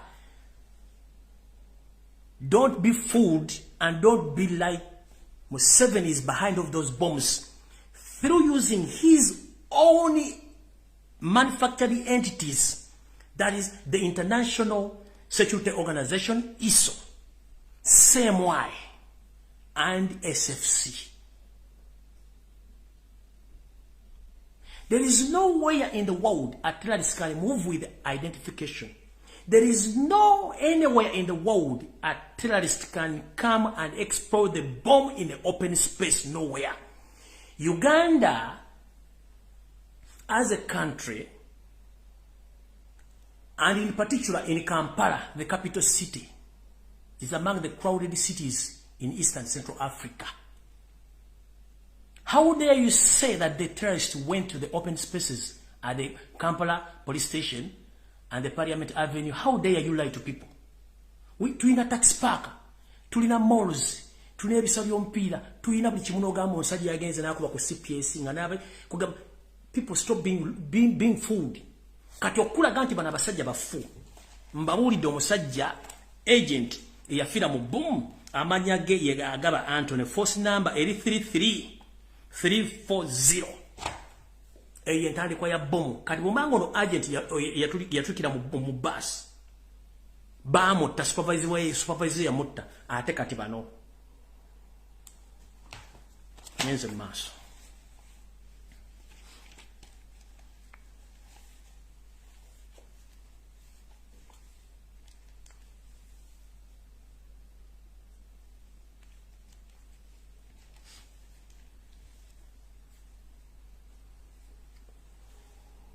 okwongeza ku information ginabawadde eyoku blackmailing and nope waliwo power struggle mu State House wetwogerera essaawa zino yengo omuntu ayagala kivaamu naye atasobola kivaamu Muhoozi abantu bamwagala oli omutunzi w'ebiwolo n'ebibumba abantu bamwagala kati waliwo obuzibu naye nga yagamba Muhoozi alina okufuga eggwanga kitajja kusoboka M23 nayo ente ya Museveni era naye teralizinga Congo ku ssente z'omuwa omusolo wetwogerera essaawa zino nabagambye nti bana abasajja batwala ataza nupo muri obukofiira uniform weapon identification already ziri Congo nkiddamu uniform za nupu omuli obukofiira ne card ziri Congo ate nga nsayiningeko omukono gwa Robert Kyagulanyi Center bwe munawulira nti bakutta abantu abasiramu nga basse era batadde ku international medias nga aba playings nti Kyagulanyi abadde abafundinga n'ebintu ebyo bino mutegere butegeezi kye kigenda maaso era mukitegere bulungi nnyo enanga ne bano temuddamu kulimba ggwanga musirike busirisi kubanga kyemukola kya bulabe nnyo eggwanga mulifudde ekizibu abasiramu bafuukidde olukokobe ate nga mulowooza nti ensi tebalaba ensi ebalaba ebintu bino sasa dakika 13 nduddewo nnyo ndoza nja kubaddira olulala mbawo information eda kati right now njagala kukola kye tuyita summary bw'obufunze amawulire amala nja gaba olunaku lwa kuba saagala gaba wamangi ekisookera ddala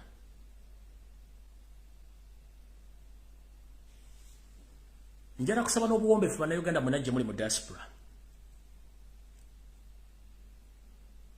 mulowooze nnyo ku nsi yammwe okulowooza ensimbi tezirina kye zigenda tuyamba mulowooze nnyo ku baana bammwe bagenda okuddawo mulowooze nnyo nga tonnalya mu munno olukwe lowooza nnyo singa ensi ezikulaakulanye gy'oli zaali zikola ebikolwa byemukola zandibadde bwe ziri ekyo ekisooka ekyokubiri mulowooze nnyo ku bantu abatufuga nti si bannayuganda otuuka otya okunoonya n'okola olukunoonya lumwe bamutte naye ng'omusajja akuwadde order si munnayuganda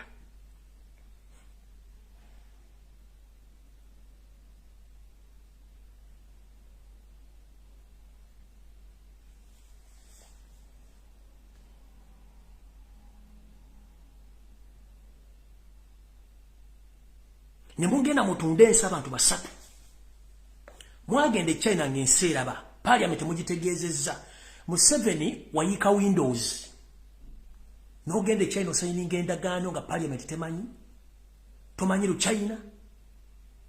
This is to remind you mujjukire mbazayo katono flashback China ng'etandikiriza okwagala okutumaamiramu amagi yasooka negamba nti esindise eyaliko Chief Justice wa Uganda Batika Tulebe mututte China emuwadde omulimu okubeera omu ku beebuzibwako mu mateeka kumbe ono yali agenze kutunula mu ndagaano ensi Uganda ng'egye bagenda gitundamu n'okuba nti y'omu ku bagenda okuba nga bayimira wakati wa China ne Uganda Batika Tulebe mujjukire bulungi mwenna abalina obwongo Batika Tulebe kyamutwala China kwali kukola bintu bya Museveni bino era akyaliyo if I'm not mistaken Mukunja nga yakoma mu Uganda olugero gya lutandikira oyo bwamala ogenda Janet Kembabazi eyakoma mu Sininya 2 n'agamba mu silabasi y'Uganda tugenda teekamu oluchina kino kye bakola okuteeka oluchina mu silabasi baali batupreparinga nti ensi bagenda gitwala batwagiguza naye okubayambako kutambuza ebintu byabwe bannayuganda balina okusoma oluchina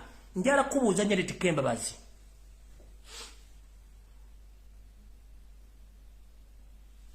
nsi ki gye walola byeko ng'esomesa olulimi olugwira mu national syllabus y'ensi eyo nga temwalina kigendwa nti ensi mwagiwaayo You knew exactly what you were doing. At first, you sent the former Chief Justice Batu Katureba to China to finalize all the agreements between Uganda and China to sell off our properties.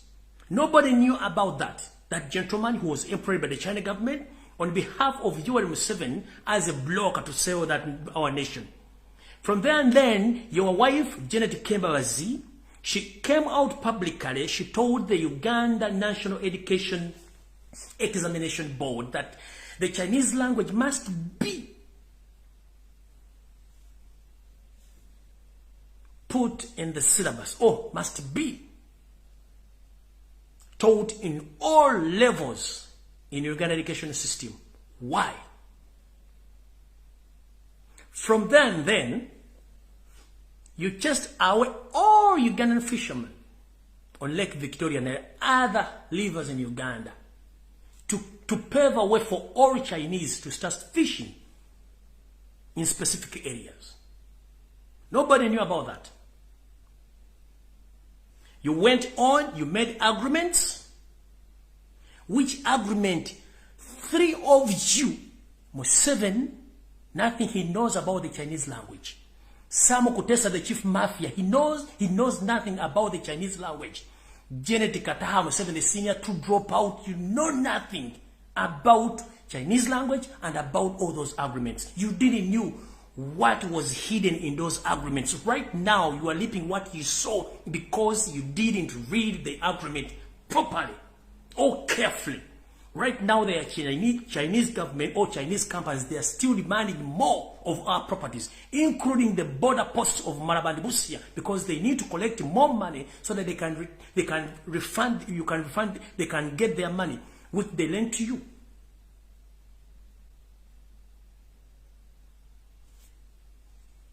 To prove you that Museveni, you were a good liar and a good camouflager, you went on telling the Chinese embassy and the Chinese government to write a document which clarifies that they are not the one in control of Entebbe International Airport.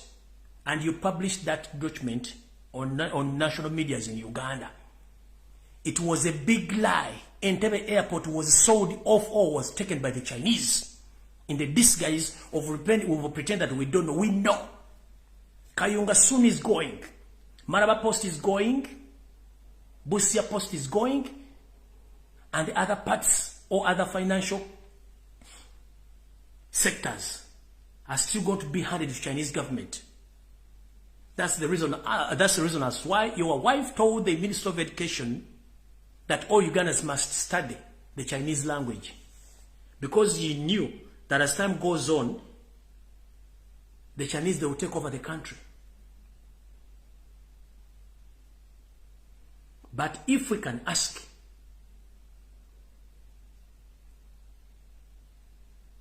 who authorized you to sign those agreements? And where is that money?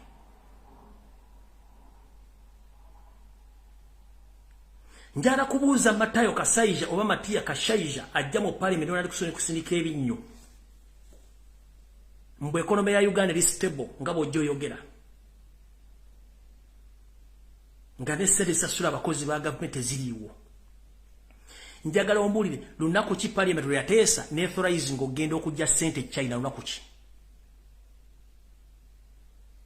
In the courts of justice, twalonda Robert Kyagulanyi Ssentamu ng'omukulembeze w'eggwanga, results ezaava mu bulutuzirina.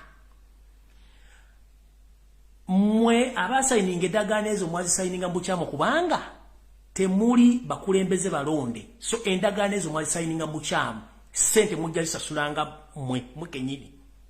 Era mmwe Abachina, this is to inform the Chinese government, please.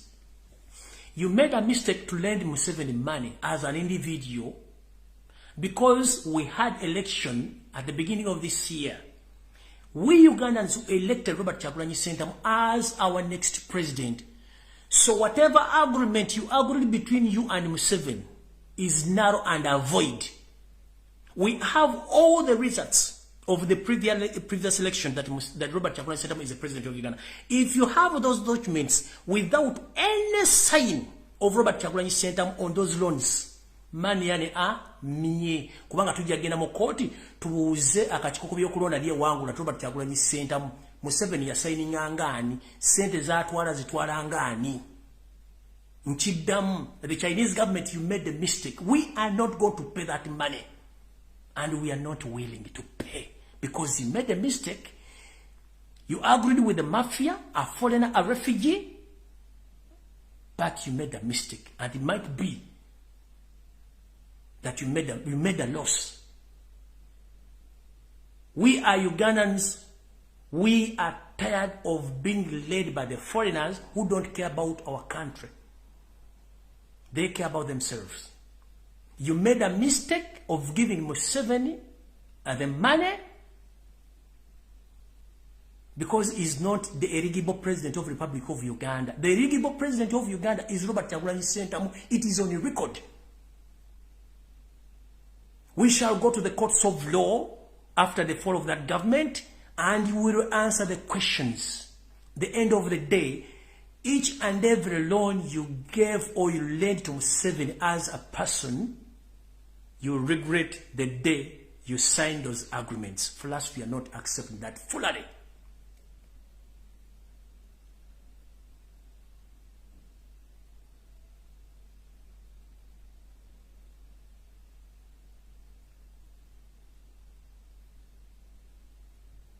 Tetugenda kukkiriza nonsense.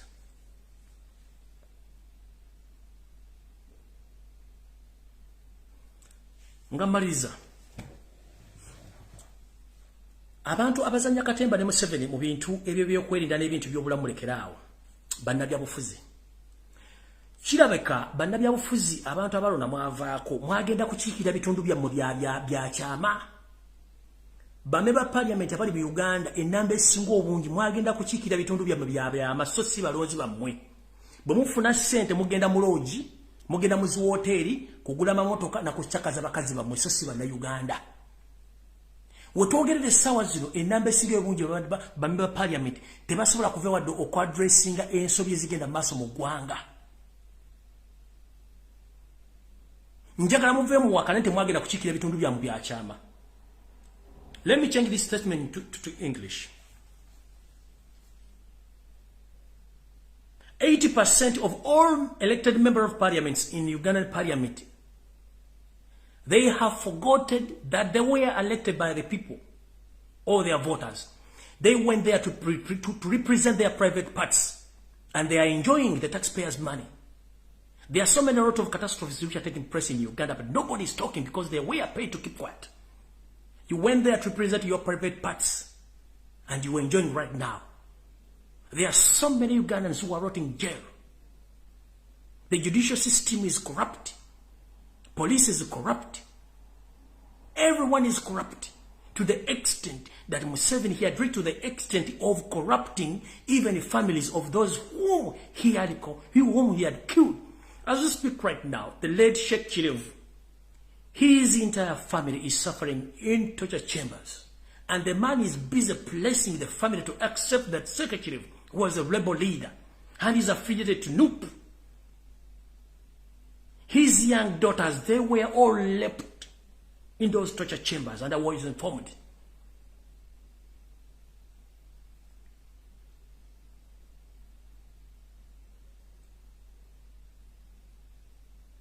Madame Anita Among, the deputy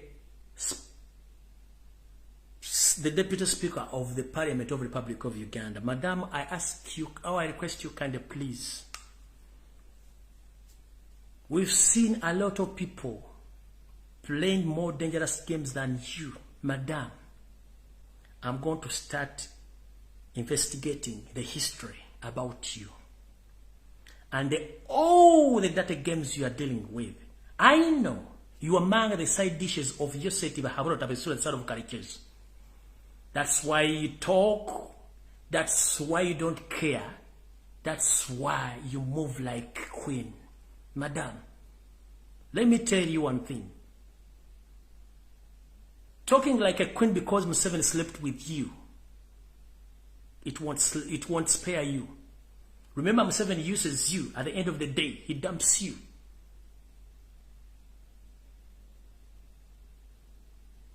As we speak right now, you are a game changer, I know. You are doing a lot of atrocities.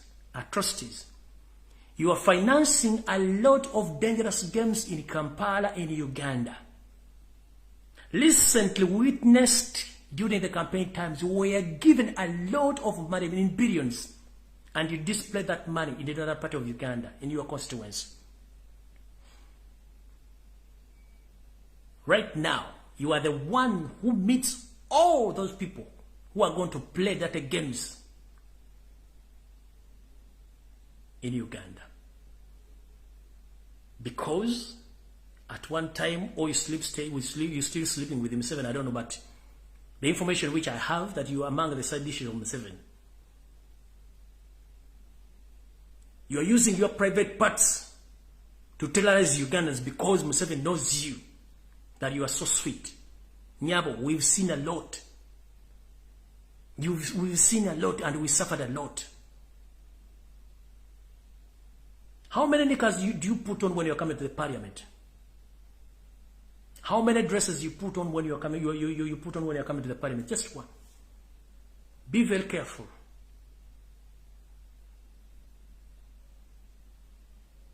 Be very careful, Madam Anita Among, the Deputy Speaker.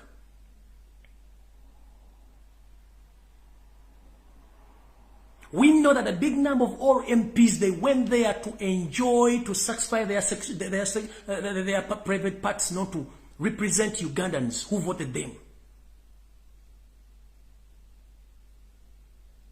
But this is the last warning. Ugandans are watching. And this message is dedicated to all NUP MPs who were bribed to keep quiet.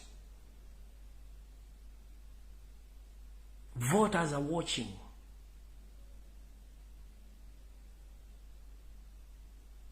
My last message to the President of the Republic of Uganda, the elected President Robert Kyagulanyi Ssentamu. Mr. President, with due respect, you've witnessed a lot of catastrophe in the National Unity Platform.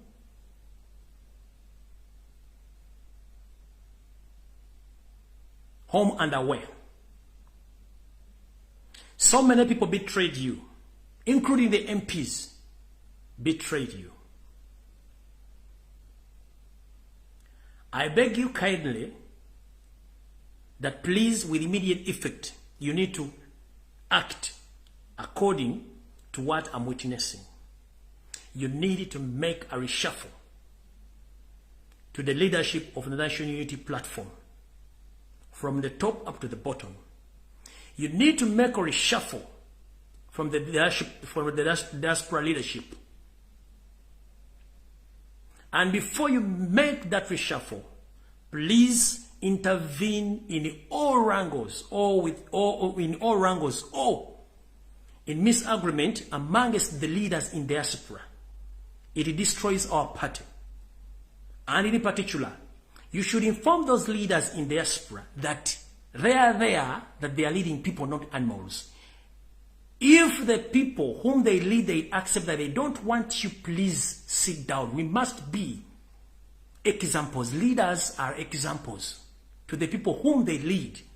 But if a leader behaves awkward, what do you represent? So, Mr. Robert Kyagulanyi Ssentamu, I beg you kindly, please reshuffle the leadership of National Unity Platform from the party up to the diaspora. Otherwise, we have a lot, and we've seen a lot. Museveni, he had spent billions of money to destroy National Unity Platform, but we are still exist. But if you don't act with immediate effect, don't regret. And you witnessed a lot of political parties, the way how they've scrambled them. So we don't want to be there witnessing the scramble of National Unity Platform. You need to act with immediate effect. And you too, you must listen to the request, all to the cry of your supporters worldwide. Leaders, they ever listen to the people they lead.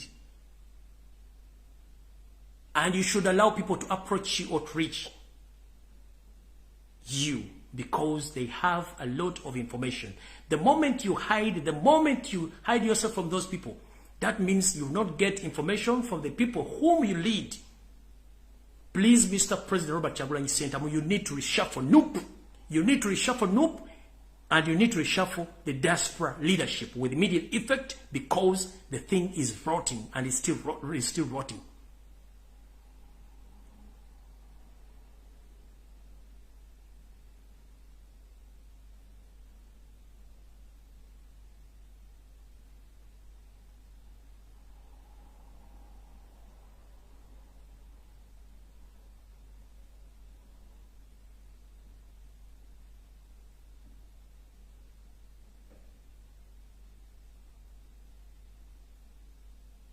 Tulina mbeba parliament abawera 50. Essaawa zino bandibadde bawandiika dda mu bitongole by'ensi yonna ng'abaana baffe bonna abavundira mu makomera baavaayo dda. No one is caring about those people. Nze I got a chance mwanwanira baasobola naye eri abaana batamanyikiddwa. This is what I'm talking about. There are so many unknown people who are suffering.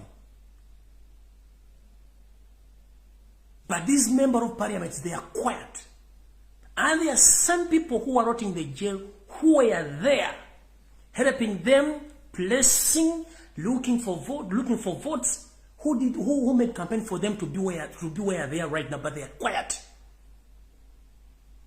Please, Mr. President, kusaba n'obuwombeefu ekibiina kya National Unity Platform kisaana kuddamu kuyuwa. Obukulembeze bwonna buyuwe. Bomaro buyuwa odemo diaspora na yojere. Bomaro jera kitegeeza Museveni oba omukubi omuggo. Nebo oleka obugulumbu obuliwo n'abantu nga balina complaints zaabwe kitegeeza totutte buvunaanyizibwa ng'omukulembeze awuliriza abantu bakulembera atula okuba nti history w'ebiina mu Uganda Museveni ayingidde mu NUP. Kati waliwo abaana abali determined okukolera ekibiina kya NUP. Nze kyovula bana bagamba sina kifo kyenjagala mu bukulembeze bonna kubanga ebigambo byenjogera bimala okurepresentinga abantu bonna mu nsi yonna mu Uganda yonna seetaaga kintu kirala kyonna. Obuwangazi bwa NUP ye decision making ya Robert Kyagulanyi Ssentamu. Okusalawo kwa NUP ye delay of making a decision. Nkiddamu. Obuwangazi bwa NUP ye decision ya Robert Kyagulanyi Ssentamu gy'alina okukola. Okusaanawo kwa NUP kwe kulwawo okuteeka ebisalwawo mu nkola mu kibiina kya NUP. Linda Kiggweeyo afumita mukira ataala okutambulira ku sibira y'amenvu. Saagala tudde mu ssenga vangavuddemu ebyokulabirako bingi.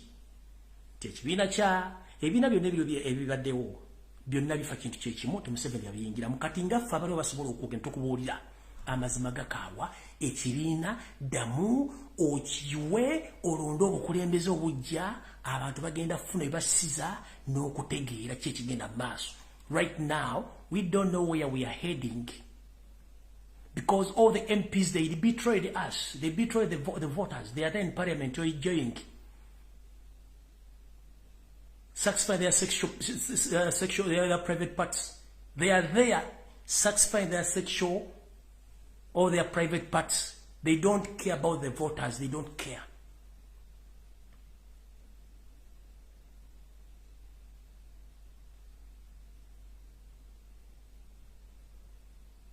Mr. Robert Kyagulanyi Ssentamu, Mr. President, I humbly request you, please, decision making is the key factor. The more you delay to take action, the more the party is going to decline or is going to be scrambled by the dictator Museveni. He had spent billions of money. And the reason as to why NUP still exists is because NUP is loved by its supporters. And you should listen to the supporters.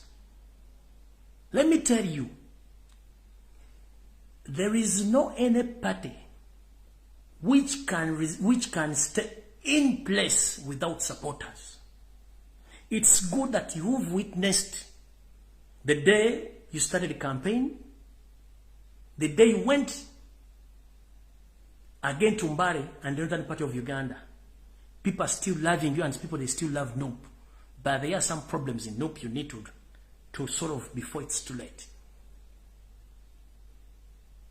Mr. President, thank you very much to listen to me. And I thank all Ugandans for loving me and fighting for my rights. And I myself am committed that I will still do exactly what I'm doing to pay you back. Where will I be without you? Thank you very much. May God bless Ugandans. Stay blessed. I'm not fighting anyone, and I will not blame anyone. Even though some of them, they betrayed me, I don't care. I just keep on saying that you are not the problem. The problem is Museveni, who infiltrates you, who changed your minds from the real reality to dark side. But you should reset your mind before it's too late. We are all Ugandans. This man soon is going. We are going to stay together, no matter what. Soon Museveni is leaving the country. We Ugandans, we are going to stay there as Ugandans. There is no need of fighting each other. There is no need of blackmailing each other. There is no need of betraying each other. Although we have misunderstanding, but ever we must sit and we resolve these problems. Museveni is the problem of Uganda, not Robert Kyagulanyi Ssentamu, not me. We elected members of parliament to help us, but they have betrayed us. The man whom we fighting to get out of the country is organized. We must be organized too. If we divide ourselves, that means it's like we are supporting Museveni. The more we fight each other, it's like we are supporting Museveni. The man is in power for 36 years. Aina sente, alina mundu, alina makomera, alina buli kimu.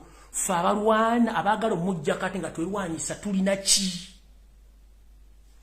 We must come together to dissolving the problems of the differences of faith ate tufune ensonyi. Message esembayo abakulembeze ba Nupu mufune ku nsonyi. Twagala kubeera kyakulabirako ekisinga ebiina ebirala nti omukulembeze bw'ofuna ensonyi kitegeeza b'okulembera bagenda kutegeera nti oli mukulembeze. Ensi ezikulaakulana omuntu bamukomplainingako odde ebbali abalala ne batekinga over. And so many times people in developed countries, leaders, if their supporters or the people who elected them, they complain about them, they resign and they step aside and others takes over. But in Uganda, someone makes a mistake, he doesn't want to be informed that please you made the mistake. No. The only thing they do is just to make sure that he or she divides those people so that they can stay on. That system must stop, please. We must behave like mature people. I know mistakes are for human, but we must reserve and we must respect each other. Kino kibagamba. Akulembeze mwenna muwulire ku nsonyi. Bwe bagamba nti kino kikyamu kitegere kikyamu ate uliza akugambye. Atha bwe tutafuna kuswala kijja sigala nga twelwanyisa. Gwe tulwanyisa atudde. Faba mulwanyisa ate tweyuzaamu tebikola. Tulina kusigala nga tulwamu. Kyenvudde mbagambye sina gwe ngenda kuvuma kulwana oba kwogera mafuukule. It's up to them. Njagala ensi yange, njagala banda Uganda. Bambeereddewo nange no babeererawo. Ate kino nkikugamba Museveni. Njagala okiwulire. Era kino njala kigaba na Uganda nga nfundikira. Katonda antaddewo okubeerawo yajja okunkuuma. Olunaku lwali yagala okuntwala ajja kuntwala. Sigenda kutirira nsi yange. This is my constitutional right to speak the truth. You've been lying to Ugandans almost for 50 years. You've been camouflaging. Nobody knew you. We are in the country. Even the people you lead, they don't know the real you. Recently, when I forced you, you came out. You tell the nation the true names of you that you are Tibahabwa. How dare you? For almost 36 years, nobody knew your real names, that you were Tibahabwa. And the people, all Ugandans kept quiet. So that means that Omusaja forgot to Mumanyi. Museveni is the problem of Uganda, not Robert Kyagulanyi Center, not me, I'm not a problem. So tebakusindika kujja kumbega, I'm not a problem. Tebakusindika kuwa butajja bwolumbi, I'm not the problem. Mutondi amuluko, I'm not the problem. Museveni is the problem. Museveni wakuwa butwango jabumpa budizo bumuwe, buwo mwane buwo muzukuru, so sinze. I'm not the problem because I'm speaking the truth. If you are sent to spy on me, if you are sent to kill me, please, I'm not the problem. The problem is Museveni. If you want to witness, let Museveni die. Even for 30 minutes, you witness that I'm not the problem. Siri kizibu jamuli. Ekizibu ya Museveni. Robert Kyagulanyi si kizibu kyamwe. Ekizibu ya Museveni. Tebakuwa butwa, tebakuwa sente bojobegera Lumbuye simayo muliemu olukumala biseera. Bannamawulire bali mu Uganda bali ku TV. Ekintu kyokola bakuwadde emitwalo 10 miliyoni ojjovumera Lumbuye omwono nerinnya kubanga oyagala kuyisawo ekintu kya Museveni. Oli bw'ati bwakola. Kwekuto okulya ejjo okwesubya omuwula. Ebintu bingi ebijja mu maaso nze seemanyi namwe temumanyi. Who knew me?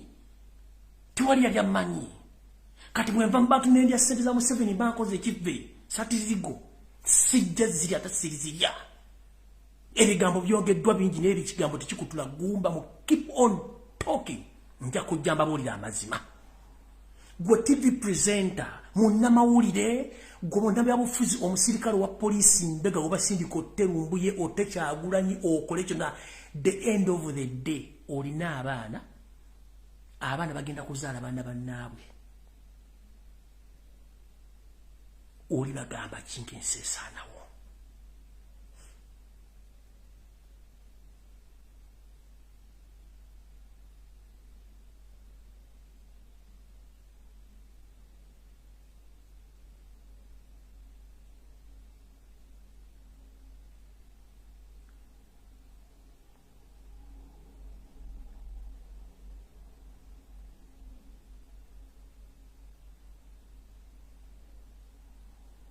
Nchibabulide open. Gukuba sindise mutake ojonzi tompobo tuwa. You are wasting a lot of time.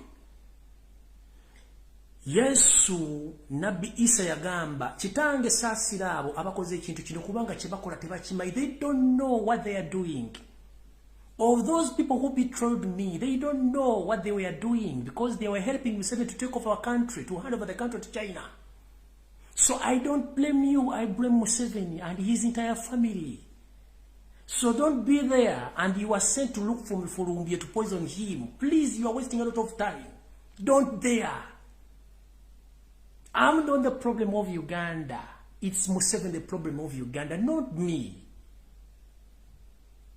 I'm just a mere speaker.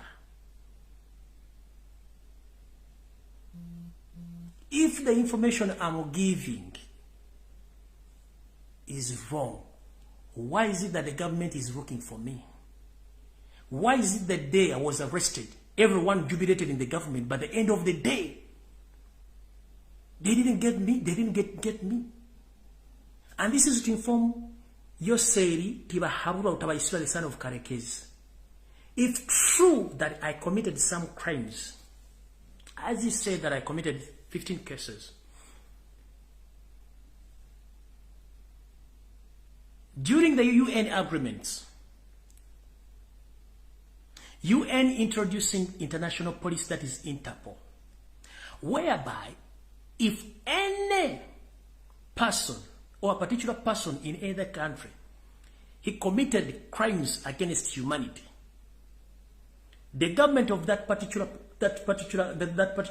country, they file a case and the evidence, and they present that evidence to international police, which is in Kololo. Please, if I committed atrocities as you say, please let the Interpol look for me, and I will present myself, but not in your government, because you have nothing to tell me. Torina. Chichiche nalinjogedde kitabaddewo. Chichiche nalinjogedde kitabaddewo. Bwe mba njogera mazima lwaki munoonya. Bwe mba njogera bikyamu lwaki munoonya.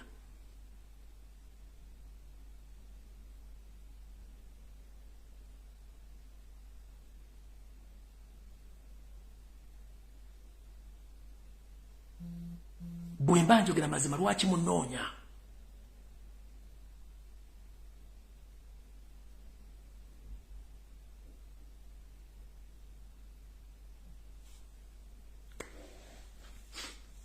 Mukama asse mikono gye ku ggwanga Uganda. Mukama asse mikono gye ku bannayuganda mwenna bali mu diaspora. Mukama asse mikono gye ku baana abato abali mu Uganda abayita mu buzibu batandi bale tebayita mu ssaawa zino. Tusaba Mukama otukuumire abantu baffe ab'omugaso. Muno we muli bannaddiini, muno we muli abakulembeze. Ku ntikko ya byonna otukuumire maaso moogi Ssaabasajja Kabaka Ronald Muwenda Mutebi w'okubiri. Otukumira Robert Kyagulanyi Ssentamu, otukumira abannaddiini bonna ne bannayuganda bonna abaagala enkyukakyuka. Era Mukama nkusaba otuyamba oggula obwongo bannayuganda abakyebase nga balowooleza mu busente obutono okuli ejja okwesibya muula. Mukama nsaba ozuukuse bannayuganda bonna gye bali bajjukire nti okubonaabona kw'abaana ba Isirayiri kwabalaga ebintu bingi, ensonga lwaki bagaziya eggwanga lye balirwanirira. Teri nsi eteekaluka ku Isirayiri ne succeedinga. Bwekyo bannayuganda buli omu waali nkusaba oggula amaaso go. Lumbuye si kizibu. Lumbuye mwogezi nga Musa bwe yali ayogerera abaki abaana ba Isirayiri n'abajja mu Egypti n'abasomosa omugga n'abatuusa mu nsi yaabwe ensuubize. Bw'atyo Kyagulanyi n'abantu abamu abasobola okuvayo okwogera gwe mulimu gwe bakola. Tetulina kizibu. Mukama nkusaba otwale obuvunaanyizibwa okuba buli mwana wa Uganda akyalimu empeka emera omuwa obuvumu n'obuvunaanyizibwa okwogera ddembe lyabwe bange eryatuwa mu ssemateeka okutiisibwatiisibwa okukuba kulaga sayini eziraga nti abatutiisa bakola bikyamu. Bw'oba okola ekituufu ki ekyokutiisatiisiza omuntu, bw'oba okola ekikyamu lwakyotta omuntu. Constitution egamba nti kooti y'essemateeka yeyina okusaddawo omuntu okufa so si ggwe muntu agamba nti gundi afe. N'olw'ensonga ebikolwa by'okutta abasiraamu mu ggwanga bikome. Basajja ba Katonda baddu ba Allah tebalina kizibu olw'okuba nti bo batwala obuvunaanyizibwa okubuulira amazima n'okwogera ekituufu y'ensonga lwaki bafa. Mukama tukusaba otuyambe nga bwe wajja abaana ba Isirayiri e Egypt n'obasomesa n'obatuusa mu nsi ensuubize.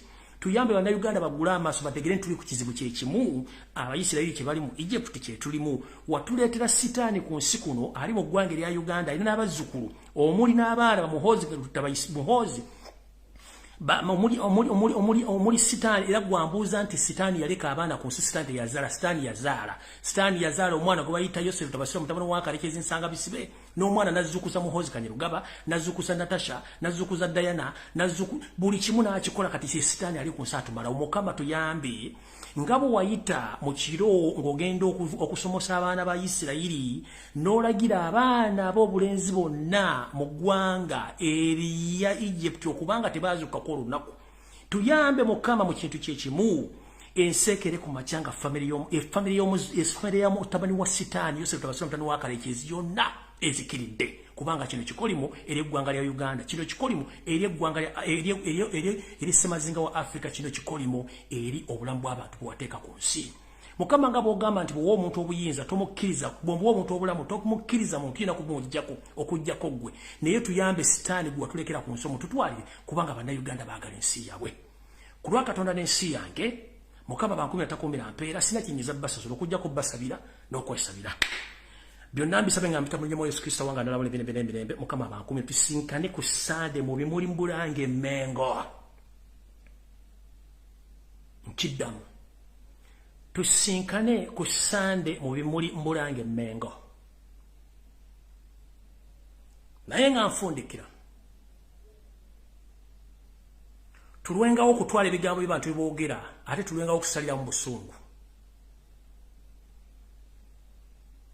Twetegerezenga nnyo ebigambo bye twogera.